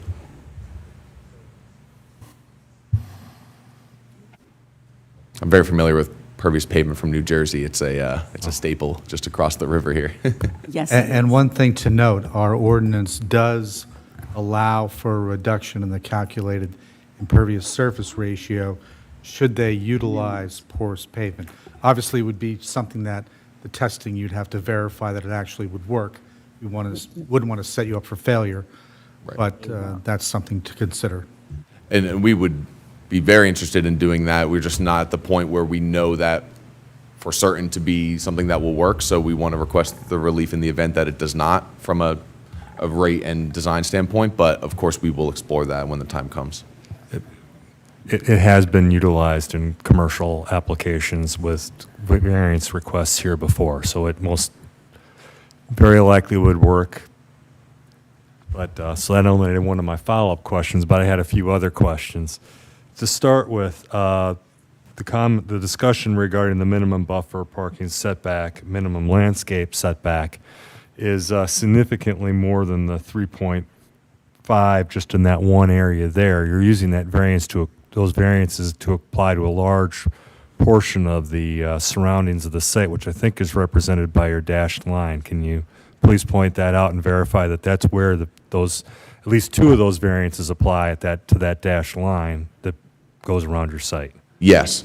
So the most restrictive dimension is the 3.5, but there are other locations, a number of them around the parking area. Mr. Majewski is pointing to one on the south side next to the row of, I believe that's 13 stalls. There's approximately 7 feet between those parking stalls and the property line. Similarly, on the west side of the proposed building, on the far west parking rows, there's I don't recall the dimension. I think it's on the very top corner of the page there, but it's approximately 7 feet there as well. So there are a number of other non-conforming dimensions beyond that. 3.5 is just the minimum. If that answers your question, I'm not sure. It was. I just wanted to emphasize to every on the board and the public in general here that those variance requests were more than just for that one particular area there. You're using that variance request for an extensive area around the perimeter of the property here. That's correct, yes. Another one with more follow-up here is with regards to the foot candle requirement, you're not providing what you're requesting relief to. What is the foot candle you're requesting relief to? Where are the locations you're requesting the relief at? Right now, it's kind of universal. We could put searchlights out there anywhere on the property line with the way that the variance is written right now. So what is the foot candle you're requesting beyond 0.5, and where would that application be? It's a fair question. The location I can speak to pretty confidently, which is at the driveway entrance to the site only, and the sidewalk area that may be associated with that. So that would be the only location at the northwest corner of the property. In terms of the value, I can't with good conscience say what that number is without having a lighting design completed. I can tell you just from experience, generally speaking, the sweet spot is around 1 or 1.5 foot candles at a driveway, just based on lighting design industry standards. So if we were asked to put a number to that, I would request 1.5 foot candles. But of course, that's something that we can discuss further, or maybe there's a way to language that, just that it needs to be approved by the township engineer as part of an application going forward. And only at the point of ingress and egress Correct. of the property. And of course, our firm would be more than happy to prepare that lighting study. But I am looking out for Mr. Blecker's wallet a little bit, and we've done a lot of work thus far, so we can discuss that, of course, if the board would find that suitable. Thank you. So I have questions about the stormwater management. It states that the property currently is existing a 4% impervious surface. Jim, the satellite picture again, please. So I'm assuming that 4% is just that residential structure on the upper left, correct? The residential structure and a small driveway out front, which is primarily gravel, but yes. And it's calculated using the entirety of the property to get to 4%. Correct. So you're going to go from 4% to 21%, where 18% is allowable, but that 21%, based on the entirety of the property, is all in that little section, correct? Yes, correct. How do you plan to mitigate all that water? So the plan, and again, it hasn't been engineered, but conceptually speaking, the plan is we're going to have to use underground systems or a pervious pavement system in conjunction with that. So some of the plastic arch chambers or something of the sort, maybe a pipe system if infiltration will be feasible here. So we will have to use an underground stormwater system. So I have seen them in use, and they usually go under parking areas. I don't know how they support parking with cars over them. That's beyond my realm, but I have seen them used. I just don't know how much of that parking area you'd have to have all that under. It would be nice to have seen, a plan showing some of that. Without giving you exact dimensions, I can say a majority of the parking area would likely need to have some sort of system underneath it, not only to collect the stormwater, but to then hold it. So you're correct, it would be underneath the pavement area, at least for a majority of the parking field. The good news here is that we're not talking about heavy-duty applications for truck loading or large delivery vehicles. It's really just pedestrian passenger vehicles. So they tend to hold up very well over time for those types of uses. So I have seen it in use twice nearby. Is it a synagogue that's on Big Oak Road across from Charles Bayne? Mosque. Mosque. Thank you. Yeah. Their whole parking lot in the front is of that. And when I sat on the school board, we had to do it under the new parking lot next to Penwood Elementary School, and that's a bus parking lot. Right? So all the buses come in and out of there, they park, let the kids off and drive off. That entire lot is over top of those things. So I know how enormous they can get or need to be. Yeah, one example that is illustrative of what this could look like would be the development where the Edgewood Cafe is.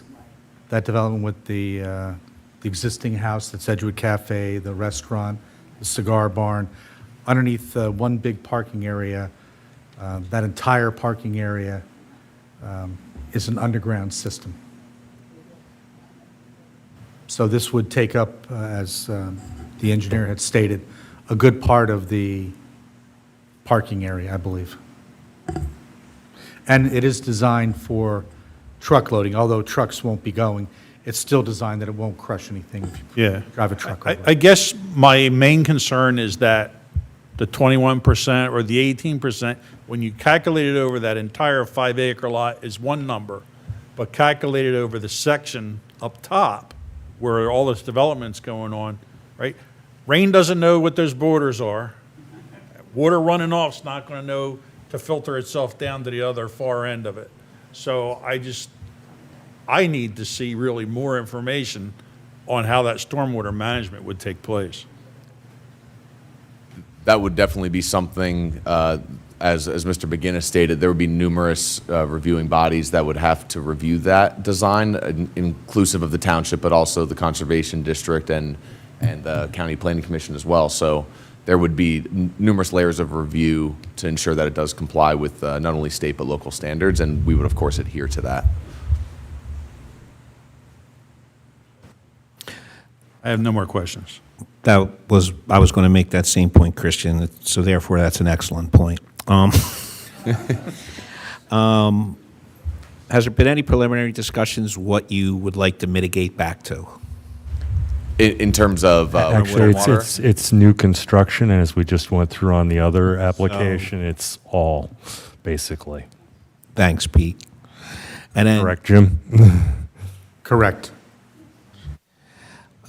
the 0.45 acre of protected woodlands that will be cleared, would you mind taking the microphone and showing us where it is? Jim, could you pull up the plan? This is actually probably good because you can see. Sorry, this is appropriate because you can see some of the tree lines. So I know it's a little difficult to see, but this blue line at the northern side of the creek here, that is really the limit of the natural protection calculations on what's already lumped under other resource value calculations. So really, it's to the north of that, up towards Edgewood Road. There's kind of a line of trees along that area. I have visited the site, and being along that stretch, it's definitely not as dense as it is back here with other foliage and growth. It's mostly individual trees, so it's not, dense and unpassable in the area where we are removing it. But if you approximate the area, this is primarily where that wood area would be disturbed. Thank you. Any additional questions for Mr. Landro? Okay. Mr. McGinnis, will you call your next witness, please? I have one more witness, Greg Richardson. Oops. All right. Yeah, we'll do a microphone. Okay. All right, good evening, Mr. Richardson. Can you please state your name for the record? Yes, my name is Greg Richardson. Okay, and where are you employed, Mr. Richardson? I'm Executive Vice President and Principal with Traffic Planning and Design. Okay, and what licenses do you hold? I am presently licensed as a civil engineer in Pennsylvania, New Jersey, and Delaware. Okay, and have you testified before zoning hearing boards in the greater Philadelphia area and been recognized as an expert in traffic engineering? I have. All right, I would make the same offer. I have Mr. Richardson's CV that I can distribute. Otherwise, I would like to offer him as an expert traffic engineering. So accepted. Okay. All right. Mr. Richardson, are you familiar with the subject property we've been discussing this evening? Yes, I am. Okay. And did TPD prepare the July 2nd traffic impact study that was submitted to the township with this application? We did, yes. Okay, and you're familiar with that traffic impact study, correct? I am. All right. Can you go over the existing site conditions presently for access right now? Certainly. As has been pointed out in the previous testimony, the site is currently used by the synagogue for weekly services. There is, for lack of better terms, a ring road type driveway, 2 access points, 2 curb cuts out on Edgewood Road. As was pointed out, they are gravel in nature. One is located approximately at the location of it would be serving as, it serves as a fourth leg, a de facto fourth leg for the existing roundabout. And the easternmost driveway is located approximately 75 feet to the east. Okay. And we are, well, we'll get into what we're proposing in a moment, but you're aware of the fact that when TPD was initially retained, the proposed layout was different than what we ended up proposing and submitting to the zoning hearing board, correct? That's correct. The current plan shows a access point that would serve, basically a line up with and serve as a fourth leg to the existing roundabout. The previous plan showed an access point that was approximately 150 feet to the east of the proposed location. And can you explain to the board why the design was modified, in your opinion, as to the current proposal in contrast to the existing layout with respect to the connection to the roundabout? Well, I believe there has been some issues with the layout of the site itself and the impacts to the neighbors. But from a traffic standpoint, when we were brought on to provide consulting services, one of the aspects of our assessment is to look at the access point to the public road and to make a determination, there's a couple things, whether there's adequate sight distance for a driver pulling in and out of the driveways, and also, most importantly, where's the appropriate location of the driveways that would not conflict with nearby intersections, or in this case, the roundabout itself is for lack of better terms, it's a controlled intersection, much like a signal. There isn't a signal there, but the purpose of a roundabout is an alternative to traffic signals. So when we were brought on, we recommended that the primary access to the site be located at the present, location that is shown on the proposed plan, which would serve as the fourth leg of the roundabout itself. Do you have experience designing connections as a fourth leg to a roundabout through your time at TPD? And can you discuss any success stories you've had of similar improvements? Yes, one specific roundabout was actually one of the first roundabouts, a much larger roundabout with more traffic on the side streets, is located in Lower Frederick Township, in the western part of the state. I live in Limerick Township. I'm nearby. I travel through this intersection numerous times. This particular driveway that comes in as a fourth leg of that intersection actually provides access to a CVS and a Dunkin' Donuts, which is higher traffic volumes than what we're proposing for the synagogue. And you can see that, and based on my experience, again, we designed it, we've monitored over the years, is that roundabout by placing an additional access point. Matter of fact, the roundabout itself was designed to account for the driveways, the private driveways. So it doesn't always have to be a public road that serves as one of the approaches to a roundabout, much like a fourth leg of an intersection traffic signal serves as a primary access to developments. And based on that, our experience with that particular roundabout, certainly we've seen no increase in crashes there. In fact, we've received awards for our design, and the local municipalities are very happy with it. and it's probably about 15 to 20 years old now. Other roundabouts we've designed for East Marlboro Township in Chester County. School buses go through it, much more complicated design. So based on that, we felt that when we were looking at the site access, that this provided an opportunity to provide an access to the local roadway at a controlled intersection. And one of the other aspects to consider also is that if you place the driveway outside of the roundabout, you are introducing left turn movements out onto Edgewood Road, out of the site as well as into the site. And then you would have movements sitting, vehicles potentially sitting on Edgewood, waiting to turn in. There is a large shoulder out there, but then people would use that as a runaround, which you don't want to encourage just before they're entering a roundabout. Again, placing the driveway at the roundabout, you're controlling those particular movements, and in my opinion, making it a safer and more efficient access point. Okay. And your firm also prepared, as I indicated, the traffic impact study. What is a traffic impact study, before we get into what's in here? Traffic impact studies can take on many forms, but the basis of most traffic studies for land development that you see here in most municipalities is pretty simple. You obtain local data, such as traffic volumes on the nearby roadways. You look at intersections, key intersections. Then you determine what the proposed use will generate as far as traffic, meaning how many vehicles are going in and out during the crucial time periods, what we call the peak time periods. In this case, we looked at the AM and PM for a weekday.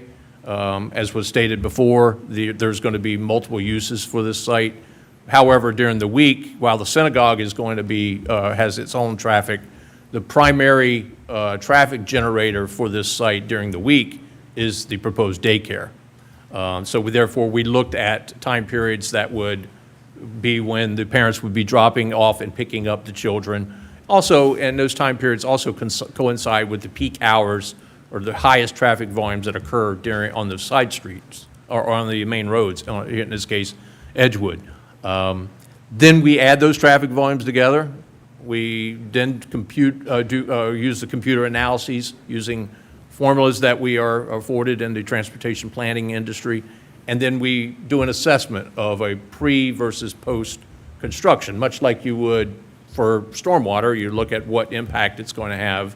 And then based on that analysis, we were able to determine that while it will generate additional intersection volumes at the roundabout, it will not have a significant impact in levels of service. And when I refer to levels of service, and I'm probably being repetitive because I'm sure you've heard these terms before, levels of service is how you basically grade an intersection, much like you're graded in school, A being the best grade, F being the poorest grade, failing.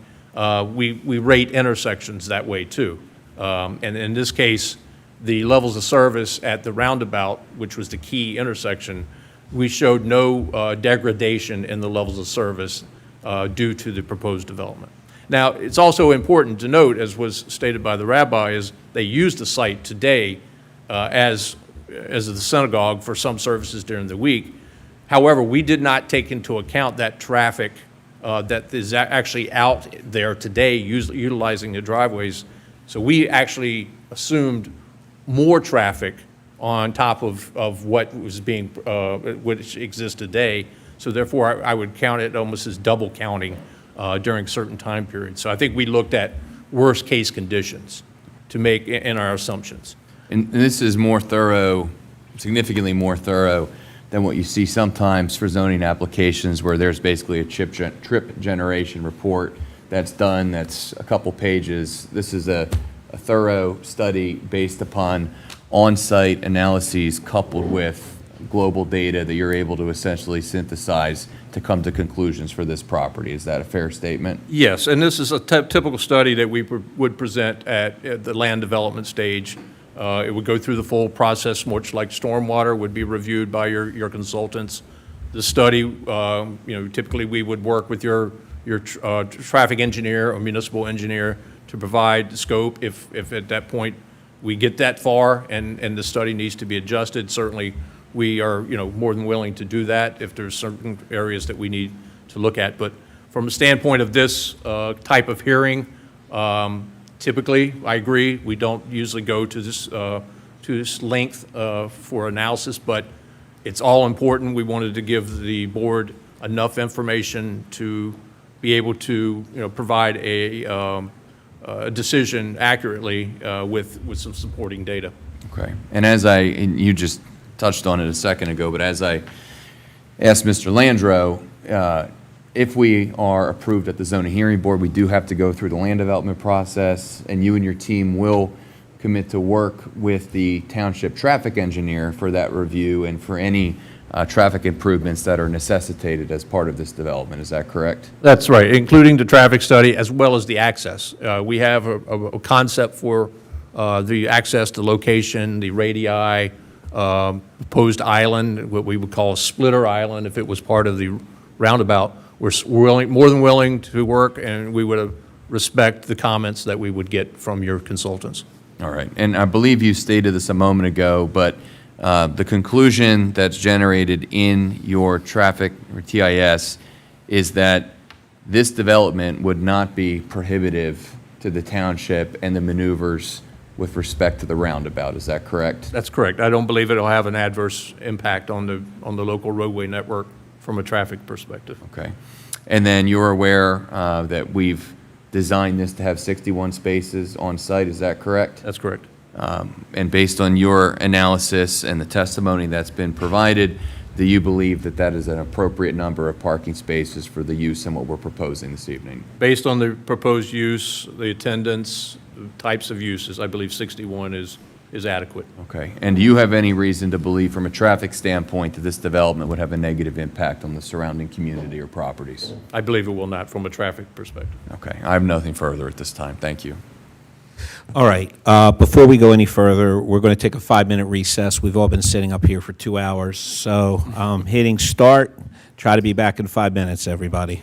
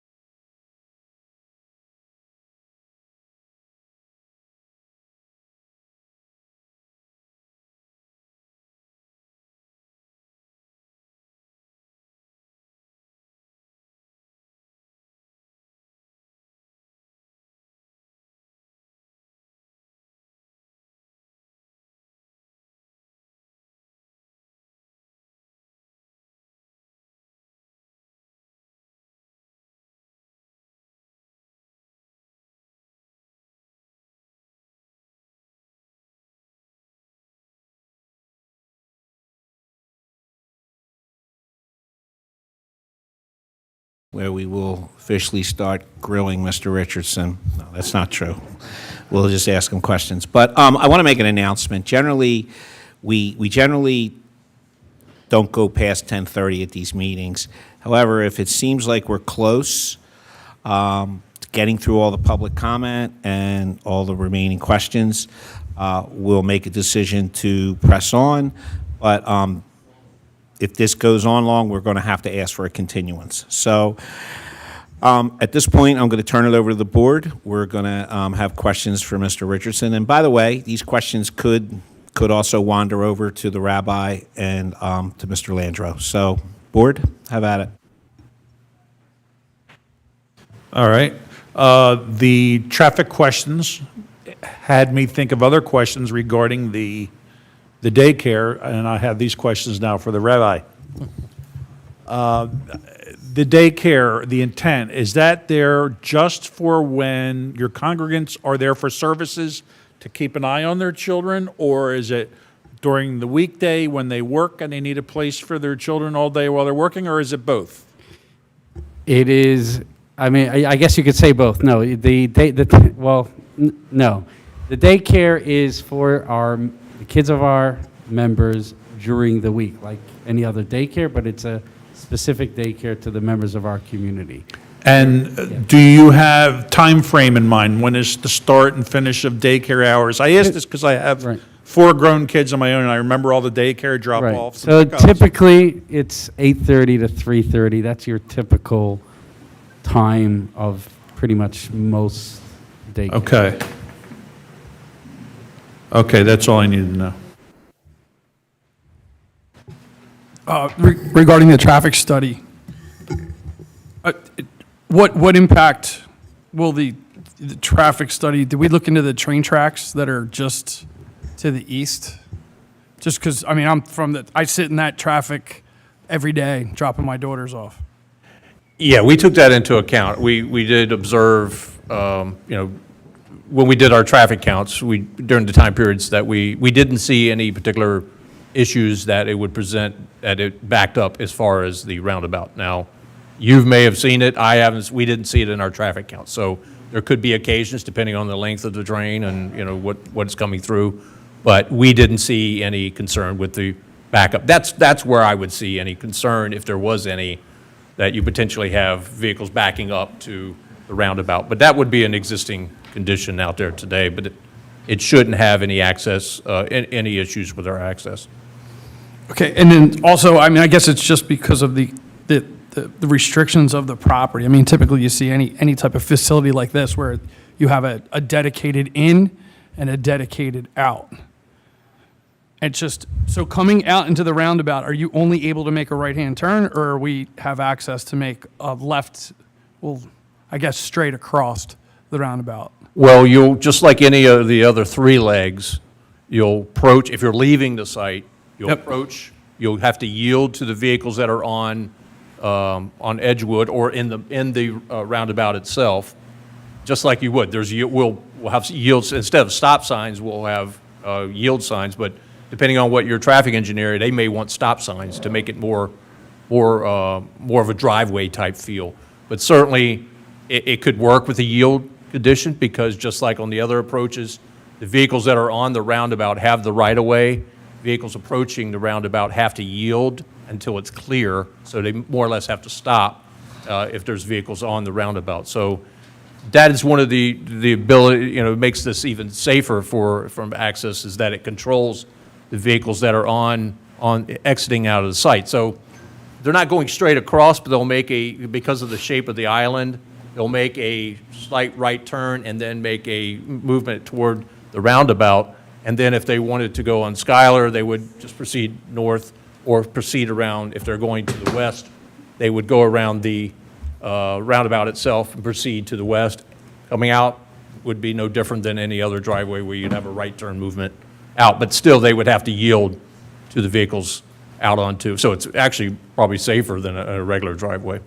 Yeah, you're eliminating the left turns, basically, which eliminates the cross traffic. We were talking about that up here, both coming in and going out because you're coming off the ramp. Right, one of the concerns that you normally would have, depending on at most intersections, is sight distance. And, because this is the roundabout, the median area is a flat area. It's not, there's no vegetation in there. So drivers that are exiting this site will be able to see vehicles coming from all the directions, very clear. It's not a high-speed area. Edgewood in this area is 25 miles per hour. There's a caution, well, I was going to say. I said in this area. The roundabout itself will force the vehicles to slow down. There's a cautionary speed of 15 miles per hour. But, I'm not going to argue whether, speeds on the other sections of the road, but it is posted 25 miles per hour. Yeah. Thank you. Does that answer your question? Okay, thank you. You may note that before, I think before 1980, at one point Edgewood Road was state, and it was a 30-mile-an-hour speed limit. And the gentleman on the board decided to make it a township road so they could raise the speed. That's good to know. Wouldn't be the first time that has happened, huh? More daycare questions for the rabbi. These are things that are coming into my head, and they add to traffic or maybe not. So if I heard correctly, you were talking about the number of children in the congregation between, say, 18 months and 5 years. So it's a preschool, basically, correct? Correct. Is there any time, say summertime, when elementary school kids are out of school, that you would expand that to allow families to have more No. children? Would limit it to 5-year-olds? Yes. And how about summer camps? We have no plans to have summer camp at this Okay. facility. I have a couple quick questions, either for Mr. McGinnis or Mr. Richardson. Was this traffic study submitted to either the township engineer or township traffic engineer?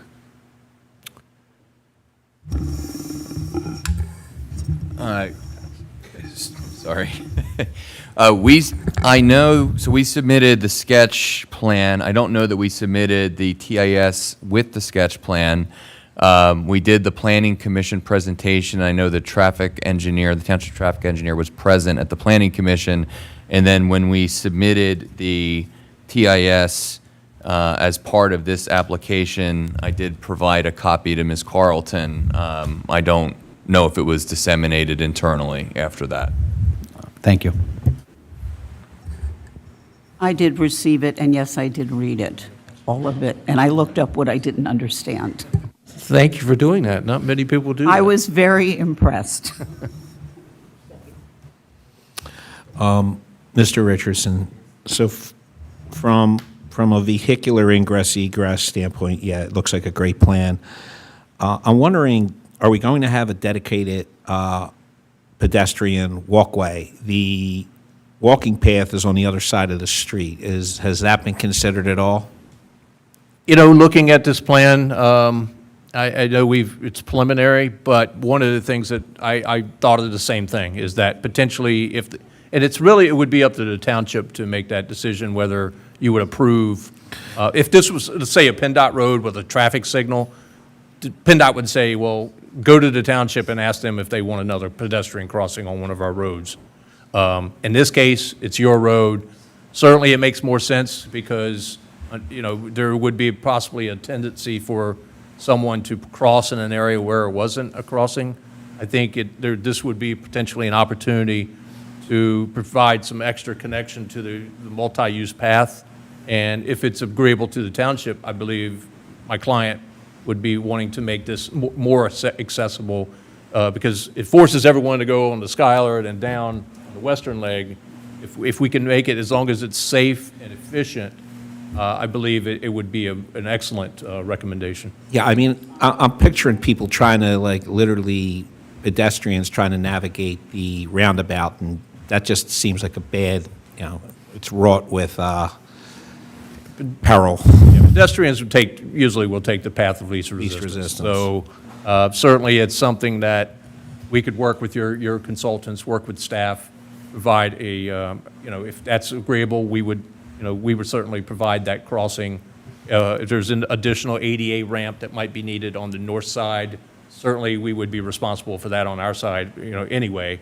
But if that's something that we would need to do, we certainly can work with staff on that and your consultants. Before this was submitted as a sketch, when we go way back a year or so ago when the plan changed, one of the items that we had some optimism about, just on our end internally, was by modifying the point of ingress and egress to the roundabout, we thought there might be some opportunity for problem solving or to contribute to help with some of the issues there as part of this development, to some of the, the ADA ramp, for example, some other pedestrian crossings, things that would potentially be more prohibitive if the original proposed point of access remained. We thought that this opened up avenues for dialogue as part of the land development process. Yeah, and I'm talking about if you're coming from, obviously, the township building, right? You're coming down Edgewood, you're going west. But when I come down that road, when I come down Edgewood from McCaffrey's, and I haven't yet got to the roundabout, especially on Saturdays, I definitely see a lot of your congregants on the right shoulder walking. And I'm curious, like, what's the plan for those people, the people coming from Yardley Hunt? And again, that's where I see the majority of people walking on a Saturday, in the shoulder, coming down the right. How are they going to navigate the roundabout?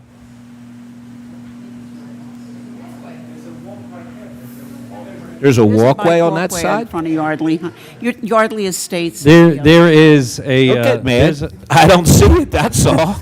There is. No, just No, sit it down. doesn't work that way. No, so yeah, there is on the left side of, if you look at Skylar Drive, there's a walkway that goes all the way down, and there is a crosswalk. Okay, great. Currently, right there, that a crosswalk Perfect. that connects to a sliver of pavement already there that takes the pedestrians to our synagogue location.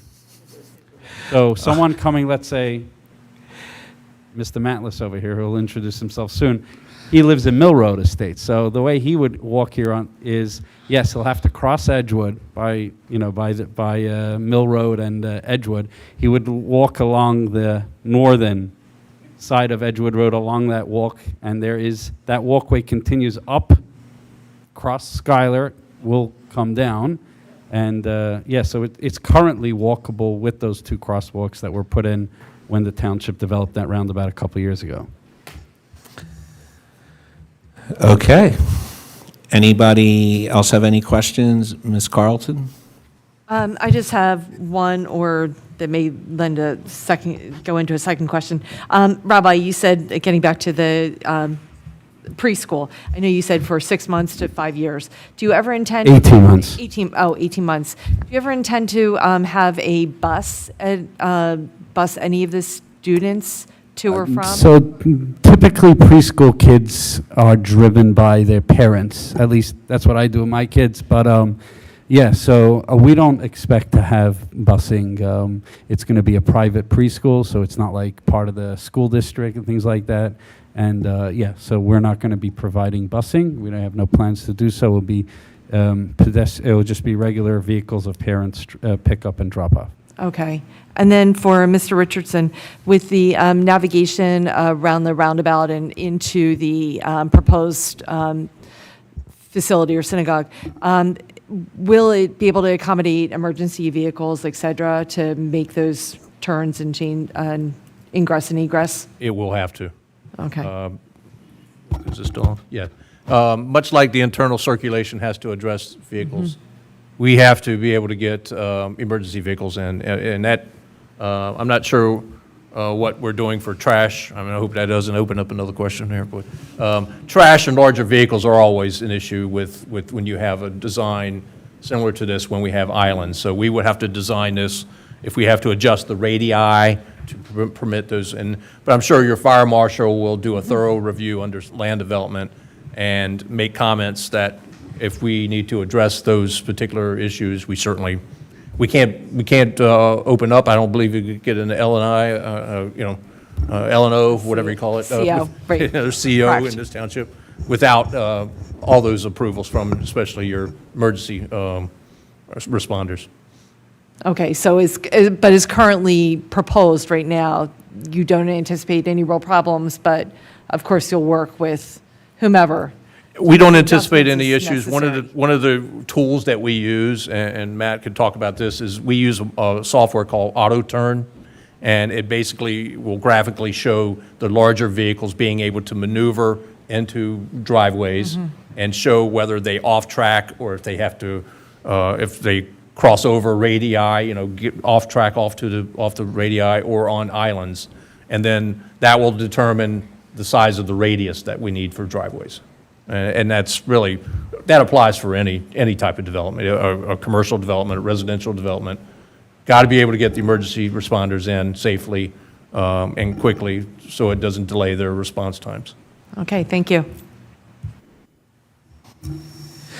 Additional questions? All right, so we're going to be opening, this is the fun part of the night, we're going to be opening up to public comment. All right, there's just some rules so everybody's respectful of each other. Please come up and be as concise as possible.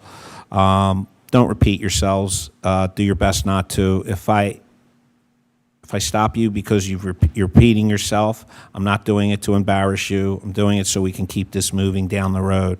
The other thing is we can't have people yelling out from the audience. We had someone who just started talking and coming up. That's not how we do things. You have to come up. You have to give your name, spell it, give your address. You're going to be sworn in, and then we need you to talk into the microphone. Once you come up, the applicant and the witnesses have the right to question you, just like we have the right to question you. And you also have the right to question the 4 people sitting up here on behalf of the applicant. So, lastly, if you want party status in this matter, request it when you come up. After you give us your name, you get sworn in, that's when you're going to tell us if you want party status. Generally, people who received the mailer are entitled to party status.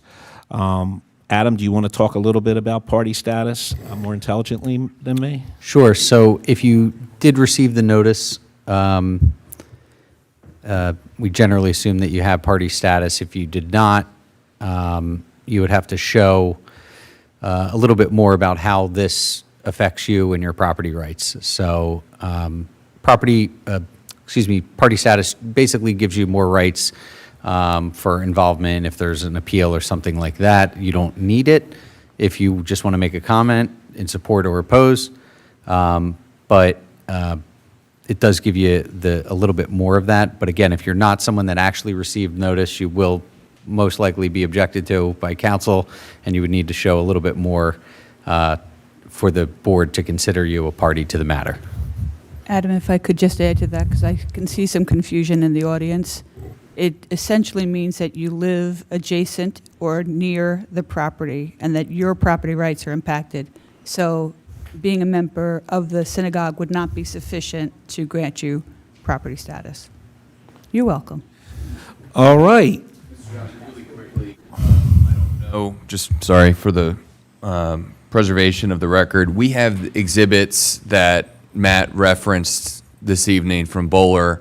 I don't know if, I know the TIS was marked as an exhibit. It might be appropriate to mark and we can submit them electronically.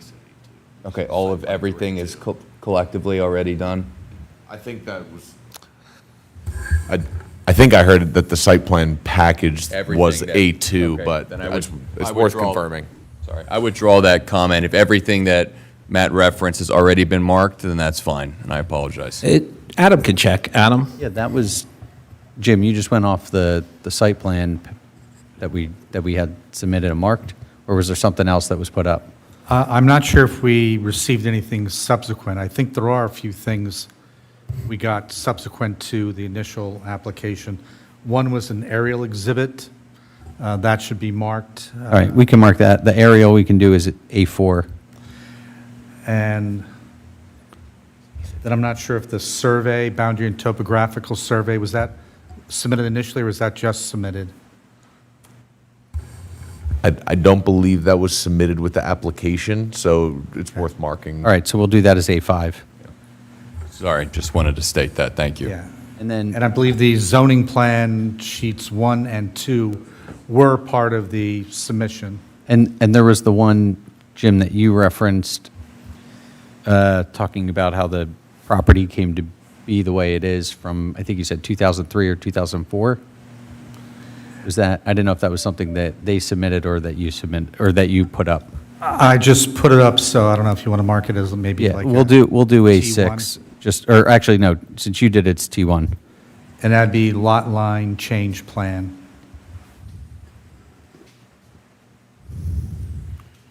Sideways.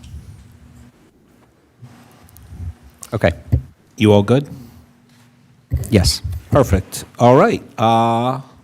Welcome. Come up in orderly fashion. Thank you. State and spell your full name, please. Would you state and spell your full name, please? Sure. Daniel R. Matlis. Daniel, the usual spelling. Matlis, M-A-T-L-I-S, like in Sam. Do you solemnly swear or affirm the testimony you're about to give shall be the truth, the whole truth, and nothing but the truth? I do. Thank you. First, I want to apologize for the earlier move. I was not fully familiar with the rules. I will not, now that I know the rules. Thank you. So good evening, members of the zoning board. My name is Daniel Matlis, and I've been a resident of Lower Makefield. Slow down a little bit, please. Okay. My name is Daniel Matlis, and I've been a resident of Lower Makefield Township for 27 years. And I'm here to express my enthusiastic support for the proposed Jewish Community Center. When my wife and I chose to move to Lower Makefield Township in 1997, the primary reason was the presence of a welcoming Jewish community. We were drawn to the opportunity for our children to attend Abrams Hebrew Academy. Our 3 kids attended, graduated from Abrams, and now have moved to universities. And it really, we're deeply moved by the kindness and the openness of Rabbi Shem Tov and Miriam Shem Tov. They were the first people we met when we were looking for a place to live. And Rabbi said, go to Abrams. And we met a beautiful community.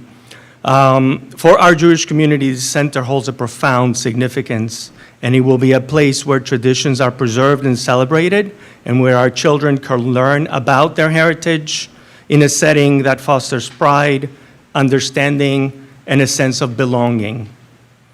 It will be a place where families will gather for holidays, life cycle events, and community services. The center will offer cultural, educational, and social programs to meet the needs of people at every stage, creating a foundation for community and resilience, which we need right now. This township support for the project is especially important at a time when anti-Semitism and division are on the rise, and we have experienced it personally. Even walking, I walk 2.7 miles to synagogue, and I have experienced it, unfortunately, in our township, where people are driving by and have said things that should not be said. We're deeply grateful for the support. It strengthens our sense of safety and belonging, and it affirms that this is truly our home. Looking back, we know we made the right decision in moving to this township 27 years ago, and I respectfully urge the board to approve this proposal so together we can realize a vision that celebrates our unique identity but strengthens our shared future. Thank you very much for your consideration and your time. Thank you.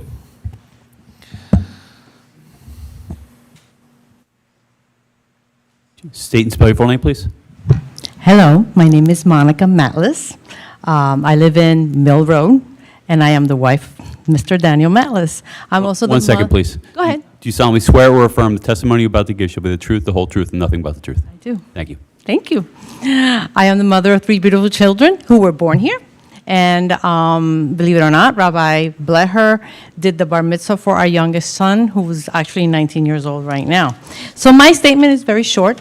It's actually one I asked my children to give, since they couldn't be here. So this is the message from them. We were born here. We grew up here. We graduated from Abrams Hebrew Academy, and our roots in this community run extremely deep. No matter where we are now, we want to return here because our family is here. One day, our parents' grandchildren will grow up here too, hopefully. This center will help us continue our family roots in this community, and it will give many other young families the chance to do the same. Thank you for your support, and please make this possible. This is Giselle, Jared, and Jordan Matlis. Thank you. State and spell your full name, please. My name is Linda, Linda Greenberg, Greenberg. I live in the Afton Chase development.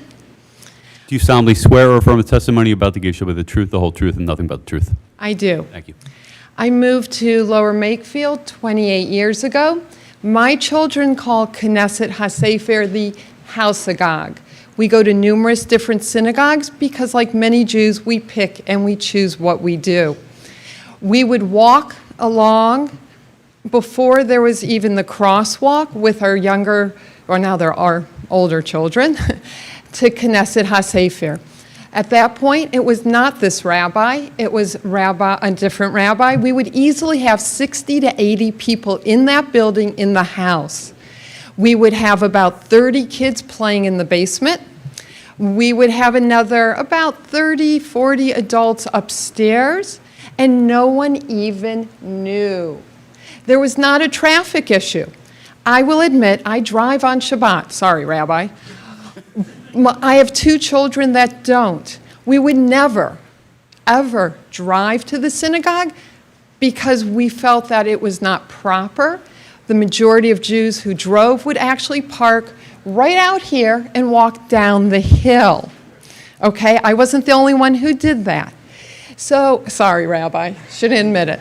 I now have 2 children who will not drive on Shabbat or on holidays. On Passover, when my son was home, we walked a little over 2 miles because the services were not here, but they were over at the VFW. I was terrified walking on 332. The cars are streaming very quickly. There is no walkway. It is not safe. I encourage any of you to try walking and crossing where it says there are 4 ways, no crossing for civilians. There is no way, if you are a Shabbat observant Jew, to cross there legally. You have to run across, you have to say a little prayer and hope you are not hit. It's a problem. The rabbi talked about where most of the Jews live in this area. They are around here and can walk using crosswalks for the majority of people. It is much safer. I will tell you that this is an open community. One thing that I don't think the rabbi explained well was I've been to many bar mitzvahs at that little house when it's been a house. I will not tell you how many people were in there. It was probably not allowed. You would never have known. They do not allow music. They do not allow DJs. They do not allow those flashy light things that unfortunately have represented bar and bat mitzvahs. This is a community that's very different from many that you may have been exposed to. I will invite anyone to come to my house this Saturday. We can walk together. I will walk with you. I don't care what the weather is, up to 332. You can then walk back to my house. At the moment, I don't have any kids home that observe this Sabbath, but when I do, my oven is left on for 24 hours. The lights are left on. The toilet paper is pre-ripped. I don't think you quite understand how inclusive this is. The issue of traffic on Shabbat and on holidays is not going to be a huge issue. If that is the concern, it should have been and would have been cited years ago when the community was completely only at the one house. So while you've done lots of expensive traffic studies, you just needed to look at the history of that building to understand that it is quiet. Okay, yeah, occasionally kids run around the back and make noise, but that's normal. Frequently, kids would come up to the playground up here with a parent because it is a very short walk and kids need to run around. But the issue of hundreds of cars filing in, clogging up that circle, I am more concerned during the week when I slow down and someone zips across the middle, and I'm sure you've all seen it, and that had nothing to do with the synagogue. The reality is, people in Lower Makefield, and usually they're Jersey licenses, need to learn how to drive around a traffic circle. There are many questions on the Lower Makefield. It's a great place to live. Look it up and you'll see. People don't understand traffic circles always. All right, so as I conclude my remarks, I really ask this board to think about what Lower Makefield stands for. We are based in a Quaker tradition of inclusivity and diversity. You drive around here, you see Episcopal churches, you see Methodists, evangelicals, Catholics, Reconstructionists, Jewish synagogues, conservative synagogues, and even now a mosque. This is an amazing, amazing community. And we want to keep the diversity, and we want to keep it safe so that people aren't walking on 332 on the weekends. My own son, before he left for college today, was at the synagogue. He actually walks during the week because we don't have a car. It is, for him, it is an amazing place that is welcoming to people of different persuasions, different flavors of Judaism. And it is a place that does great works, good deeds of feeding people who are hungry, getting involved with food banks. There's a lot going on. Think about what we can do if we as a Lower Makefield community continue our tradition of helping people and realizing that the safety is key. Thank you very much. Thank you.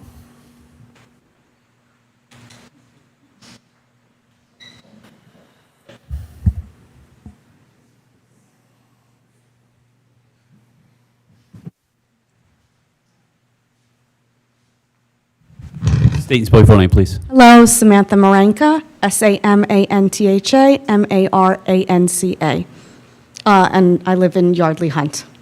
Do you solemnly swear or affirm the testimony you're about to give shall be the truth, the whole truth, and nothing but the truth? I do. Thank you. First of all, I just want to acknowledge the rabbi and how much he has done for our community, for our personal family. I moved here with my husband and my 2 young daughters 5 years ago, and the synagogue as well as Abrams Hebrew Academy were the reasons why we moved here. We have absolutely loved the community. It has become a home away from home for our 2 daughters, a safe place, a fun place, a place of pride and joy, and where we can be our full Jewish selves and have a real sense of community together.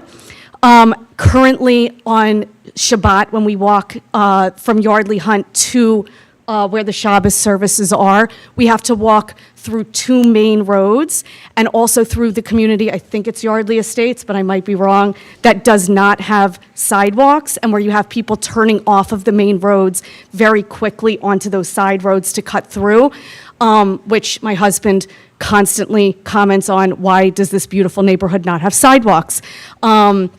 It would be a neighborhood that I would not feel comfortable as my children get older into their teen years, kind of walking through on their own because of those major road crossings that do not have crosswalks or stop signs or anything like that, and also the lack of sidewalks, and it's a very kind of windy route. This location for us would be a game changer. It's a very straight shot. You have wide sidewalks that are removed from the main road. I wouldn't have to worry about my teenage daughters one day being able to walk to or from home to synagogue, which they absolutely love and relish in. So the plan, the community absolutely stands behind how incredible this would be an opportunity for us to continue growing and to thrive, and we have all the trust in the world that the rabbi will do an incredible, beautiful job for not only our internal community, but for the neighborhood and the greater Yardley community. Thank you.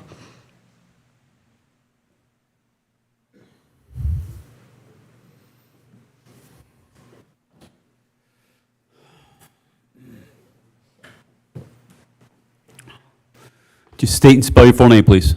Michael Rosen, R-O-S-E-N. Do you solemnly swear or affirm the testimony you're about to give shall be the truth, the whole truth, and nothing but the truth? I do. Thank you.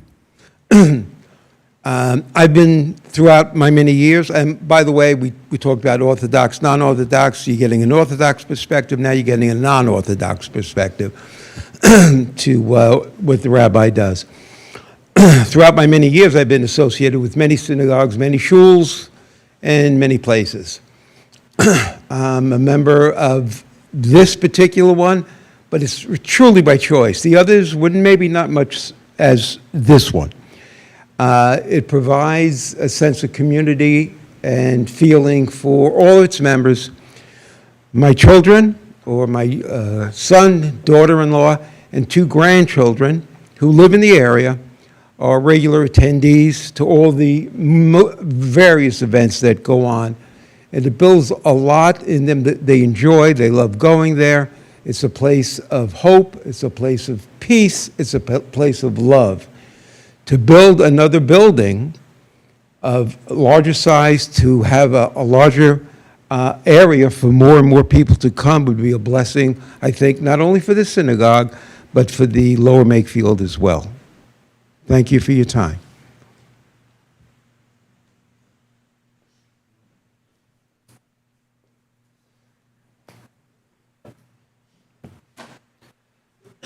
Please remember to give your address, please. David Kleinman, K-L-E-I-N-M-A-N,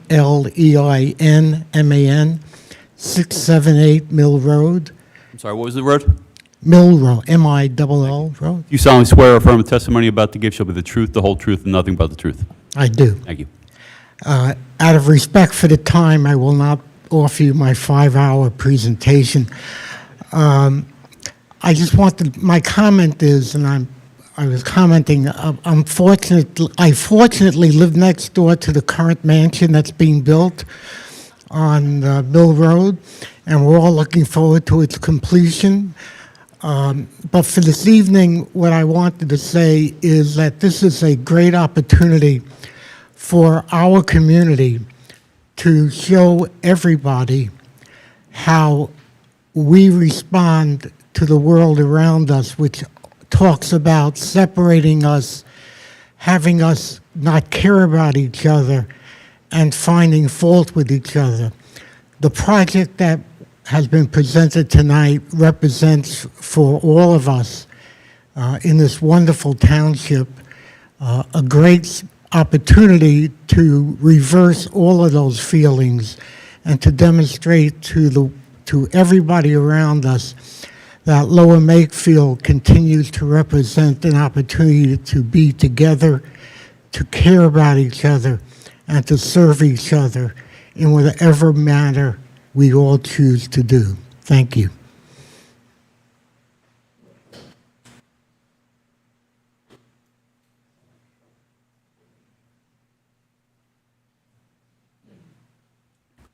Please state and spell your full name. Yes. Dr. Mel Birchman. I live at 1591 Silo Road in Mirror Lake Farms since 1986. Yes, I'm one of the, 85. I was married there in 86. Sir, would you spell your last name? B-U-R-C-H-M-A-N. Do you solemnly swear from the testimony you're about to give shall be the truth, the whole truth, and nothing but the truth? Yes, I do. Thank you. So, I've been a dentist for 45 years over in Langhorne. I live here almost 50 years in Bucks County. This rabbi and his family are absolutely the nicest people that you have ever met. They are the most welcoming.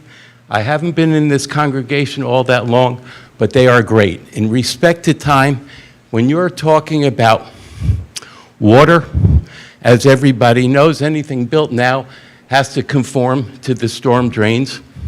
And just quickly, during Katrina, when they were talking about going ahead, and should we rebuild New Orleans or should we just abandon it, the Army Corps of Engineers said, you can build a house in the middle of a lake and have a dry basement if you do it correctly. So the water control over there with today's technology should not be anything to limit this building. Thank you very much. Thank you for staying this late. Hey, doctor. Yes, sir. Can we have you show up at every zoning hearing board and testify to that, what you just said about building a house in the middle of a lake? You got it. I'm yours. I'm right up the road. I've been there forever. I'm the original.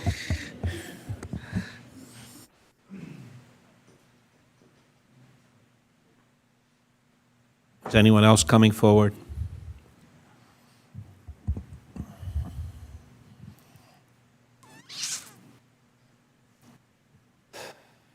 Now, if you didn't come forward, I would have been shocked. State and spell your full name. So is somebody else. That's the only reason I'm coming forward. Could you state and spell your full name, please? Yehuda, Y-E-H-U-D-A, Shemtov, S-H-E-M-T-O-V. V or B? V as in Victor. Thank you. Do you solemnly swear or affirm the testimony you're about to give shall be the truth, the whole truth, and nothing but the truth? I do, and I live in 1224 Ward Drive. So, as an Orthodox rabbi, I'm going to not speak about something Orthodox, but I want to appeal to you on one idea that came through. I just want to reemphasize and focus on that.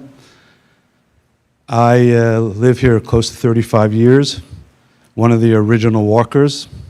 I've probably walked the synagogue about 7,500 times, and I walked many times on 332, first with my children, one who is the rabbi's wife, and unfortunately, my dad, who's 88 and could be with us, hasn't spent the Shabbat with us in these 35 years because of the danger of the road.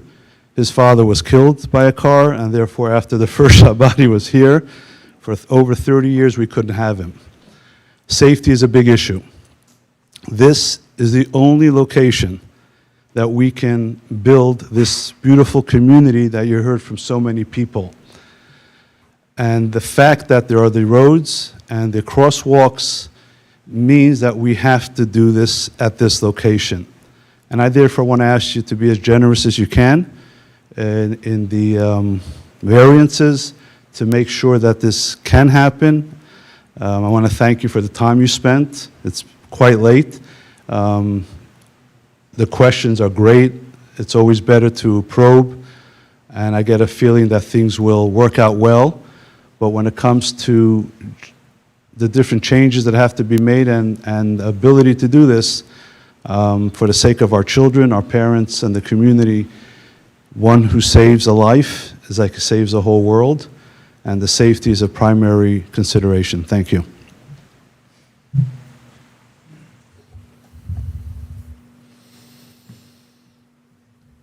Is there any additional public comment in the room?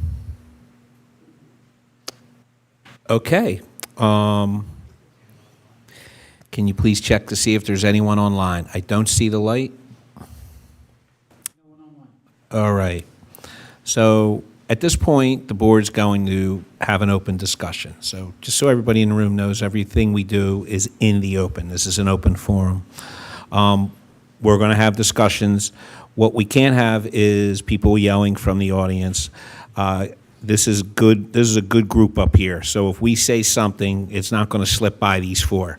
So you can be sure of that. Why don't we start discussing this thing? Who wants to take us out? I have one, could be considered a design question, could be considered a basis maybe for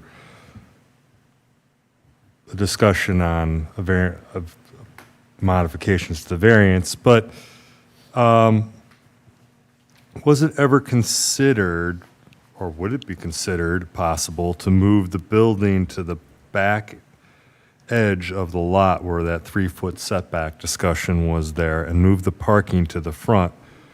Would reduce the amount of paving or gain you more parking spaces relative to your total amount of paving, and might restrict and might remove some of the comments that have floated around regarding access getting into the back of the lot and the turns associated with it. I'm just throwing that out there as an idea for discussion and actually maybe even wanting an answer from the team at the table there about whether it was ever thought about at all. So I can speak briefly about it, and perhaps Greg also can. We did explore a number of different options, that being one of them, with the access coming from the fourth leg of the roundabout. The issue that we're a little uncomfortable with is just the amount of stacking that provides on the site, because if you were to come in and have to make an immediate left to that front parking area instead of being able to go straight for some distance, there's some turning movement and conflict concerns with people actually being able to get in and out away from the circle. So that being a short way of saying it, we did look at it, but we think the design that's proposed is a little bit more efficient and safe just to get people in and out of the parking lot. I guess I'll leave it at that. But I understood the point, and something we can revisit if needed. All right, I'll do what I tend to do when we have these things. I'm just going to talk out loud about how I feel about it. I'm just speaking for myself. So I love that there's no opposition either online or in the room. I love that there's already an existing synagogue use there that from a dimensional standpoint is already non-conforming. I don't have a problem with this. I mean, I think we need to hammer down on some of the nuance associated with this plan. We definitely need better guidance on the lighting. And, you know, I think we need, we're going to have to discuss what's going to go on with the stormwater management on the site. How do we mitigate the stormwater management so that it's not reflected across the whole 5-acre lot, but really just the section that's being developed. Again, I'm sure that can all be done. So what I'm saying is, if I'm voting yes with some conditions, and I don't even know what those conditions are, but I feel like we have to have some conditions. I think the conditions with regard to the lighting would be as they propose. It's a pretty limited location. And unless the township objects for some sort of engineering reason, I would actually think that level of foot candle at that particular location might even arguably be a township benefit. But I mean, yeah, that would seem smart. Jim, do you have any ideas about how we would manage the stormwater management on the section of the lot that is basically being developed? Well, I think when we first started discussing the project with the applicant and their engineers, obviously, stormwater is one of the main issues that we often go over. And we discussed how we could accomplish that on the site within the parameters of the restrictions with wetlands, floodplain in the rear of the property, stuff like that. And I think, as their engineer had mentioned, that I think we kind of determined that they'd have to have some sort of underground stormwater management system, whether that would be pipes. They make these little arch chambers. They have other ways of doing that can store water, let it infiltrate if the soils are practical to do that, while letting water flow at a slower rate. So the ultimate impact on Brock Creek and properties downstream is less or equal or, well, less than what it is currently coming from the site. So I think the exploration of porous pavement is a good idea in conjunction with some of that. What guidance could you give one of us if we wanted to make a motion to approve in terms of language as it relates to the stormwater management? Is there any guidance you could give me? I think one or more of you have expressed an interest in possibly using porous pavement if it's suitable. So that may be a condition that you condition it upon the exploration of the feasibility of providing porous pavement to reduce the amount of impervious surface on the site. That's a lot. To the extent practical. Well, I know you're good with it. I've seen porous pavement used in New Jersey where a large building was built literally steps from a creek. And it amazed me for quite a while, over several years, that even over Superstorm Sandy, they were able to, it really worked. I was shocked that we were not easy to do in our area. Works. Go ahead, Pete. I actually am the one least concerned about the stormwater, I think, of our group up here, whereas typically I'm the one most detail oriented on it, because I think from the perspective of this board and its obligation, we're protected already by the requirements of the township from the development process and the requirement to prove in that process already without our involvement at all. And it's different than our typical applications where it's on an existing conditions circumstance. This is new construction. So in essence, it's new construction. For those in the audience, yes, he is an engineer. So I just have a few comments. First, what a wonderful community you have. The show of support that you have here tonight. Everybody spoke so eloquently about what it means to them in their life and their family, and I think our community needs more like that. I've been involved in this township for a while. I've been a retired electrician for 3 years. For the last 15 years prior to that, I had my own local business, and I probably worked in the homes of 6 or 7 different rabbis in this township. And what great people, every one of them, and I live right behind a synagogue where every Saturday I see the congregants walking by my front door, and if I'm out there, we're having a conversation. Oh, I love it. I love it. Some notes. So on traffic, I'm not so concerned about increased traffic. But having driven through those circles a few times, and I don't go through them that often based on where I live, I see them abused, as somebody said here, that the drivers around here don't seem to know how to use circles. I've seen people not stop, not yield, and I've even seen some drive straight over them. So my concern about the traffic is how it affects your pedestrians getting back and forth. So make sure everybody's got an open awareness about that. We've already talked about impervious surface. We've already talked about the lighting. And this whole shape of this property, I don't know what could ever be done to it. And honestly, so with some of the concerns having already been addressed, as long as I think they word it properly, I'm in support. I mean, ordinarily, if there was opposition to this, we would probably chop this down. Does that make sense? You'd go from a 14,000 square foot footprint to something smaller. You would lose parking spaces.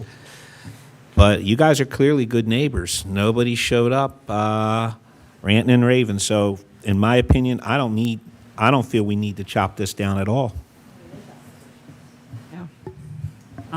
I did forget Maureen. I am here. Before you're here, I'm not a member. I'm a member at Bethel. But there have been numerous times, because I've lived here 49 years, and I walked down Edgewood Road when it was really narrow, there was nothing. And there were times when KNESSET HASEFER, especially 24 years ago, I was able to go in the morning or at night. And yes, I did walk on shops. And my concern again was more with the traffic. I am pleased to see what we decided. The turning left the sight line is not great. Let's put it this way. I think part of it would be an improvement having any kind of light there. Many people who don't live in the township or don't travel Edgewood, like I do almost every single day, are sometimes not aware of the circle. I know of a county commissioner who called me up hysterical. She said, I think I just went through the circle. When did he get there? Because she literally did not see it until she was almost in it. So I think, again, people need to learn how to use them. But I think they're reasonably slowing traffic down considerably. I know we have granted approval for daycare at both a mosque and a church in the last 2 years, if I'm not mistaken. I don't see that as, it's not a mass, it's not school buses. But I don't have an objection. I really pleased. I think that the township, again, has the wherewithal, especially engineers, to make sure that there's not going to be a water issue. I don't see a problem with this. I do have a problem with it. I think it's just too much for that piece of property. I would love to see you do it. I would love to just see it smaller. I just think I mean, every variance, every square inch of this property is taken up. It just, I don't know, it doesn't fit. I don't like that it doesn't have two driveways. It's just, I think it's a little bit scary for your people who walk in and out. I've seen people go across that circle 100 miles an hour. I've seen the train block up. I just, I don't know, I'm not in. Nah, that's what you're here for. Any additional comment up here?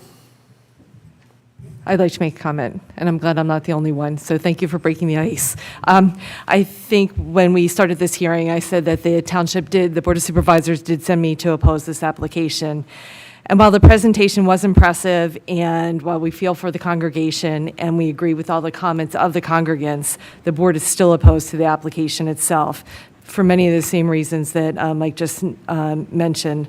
The board believes that the traffic entering and exiting the community center is problematic. The board simply feels that the applicant is trying to fit maybe a square peg in a round hole. And with the size of the proposed building on this site, and really from a safety standpoint for your congregates walking to and from. And for this reason, they just remain opposed. What, did they tell you what would make sense to them? Any guidance at all? They did not, because they did not hear the presentation unless they're watching it this evening. So I don't believe that they had the benefit of hearing everything that was said this evening. So I can't speak to them. I can only speak to what I was instructed to do, and I listened this evening to every word. Rabbi, have you ever approached the neighbors? Just because it seems like, Not all of them. I know some of them that are, the neighbor across the road is Mr. Rothenberg. He's not a formal member of the synagogue, is very pro. I know the other neighbor that... I'm saying like right next door, just to get you a bigger no, swath. I have not. She's, I think, in her mid-90s. I think, so... Mrs. Ronaldo, so I haven't met her. No. I'm saying for purchase, just because that would open your swath. The answer to that question is yes, and it was a firm no. We did. When we started this exploration, the first person we spoke to was the neighboring property, because I know if we could purchase the neighboring property, you would vote yes. So that's what I did, and it's her right, it's her property. It was a firm no.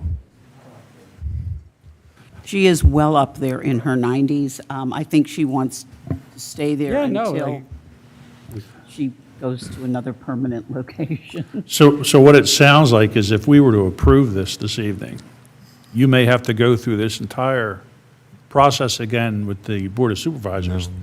No? No, we're the ones.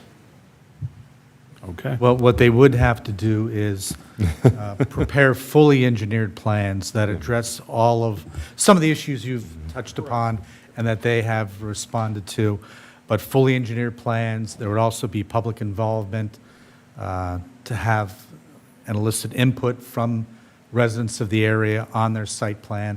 It would go through the Planning Commission. They would have to get permits from a number of agencies, and then it would also then ultimately have to go to the Board of Supervisors for a decision. Yeah, I mean, that's what you meant, right, Christian? Board of Supervisors are going to vote on a decision, right? They would have the final say. Yes? Suzanne? Yes. Thank you.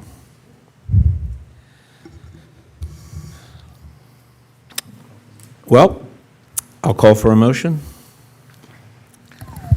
All right, to start with, for discussion purposes, I make a motion to approve Appeal Z 25-24 as presented, in particular the detailing on the dimensioning, and subject to clarification that variance, the request for variance 200-66G on the site lighting is 1.5-foot candle limit at the driveway ingress egress point only. And that the applicant consider the use of pervious pavement within the stormwater management plan. Second. Discussion. If you go down the street to Oxford Valley Road, just past Edgewood School, and make a left, there's a church past there. They have a lot of that pervious surface in their parking lot. I'll speak to the pastor. And it happens to be very attractive on top of it. All those in favor? Aye. Aye. All those opposed? Let it be noted, 1 member opposed, 4 members approved. Thank you very much. Thank you for your patience this Thank evening. you, and God bless you all. Congratulations, everybody.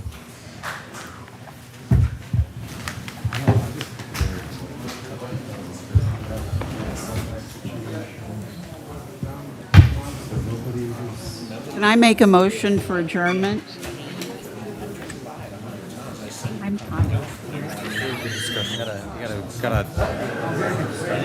Hey, guys, can I make a motion for an adjournment? Jim? Jim, can I make a motion to adjourn? Any Not- other business? Yeah. So,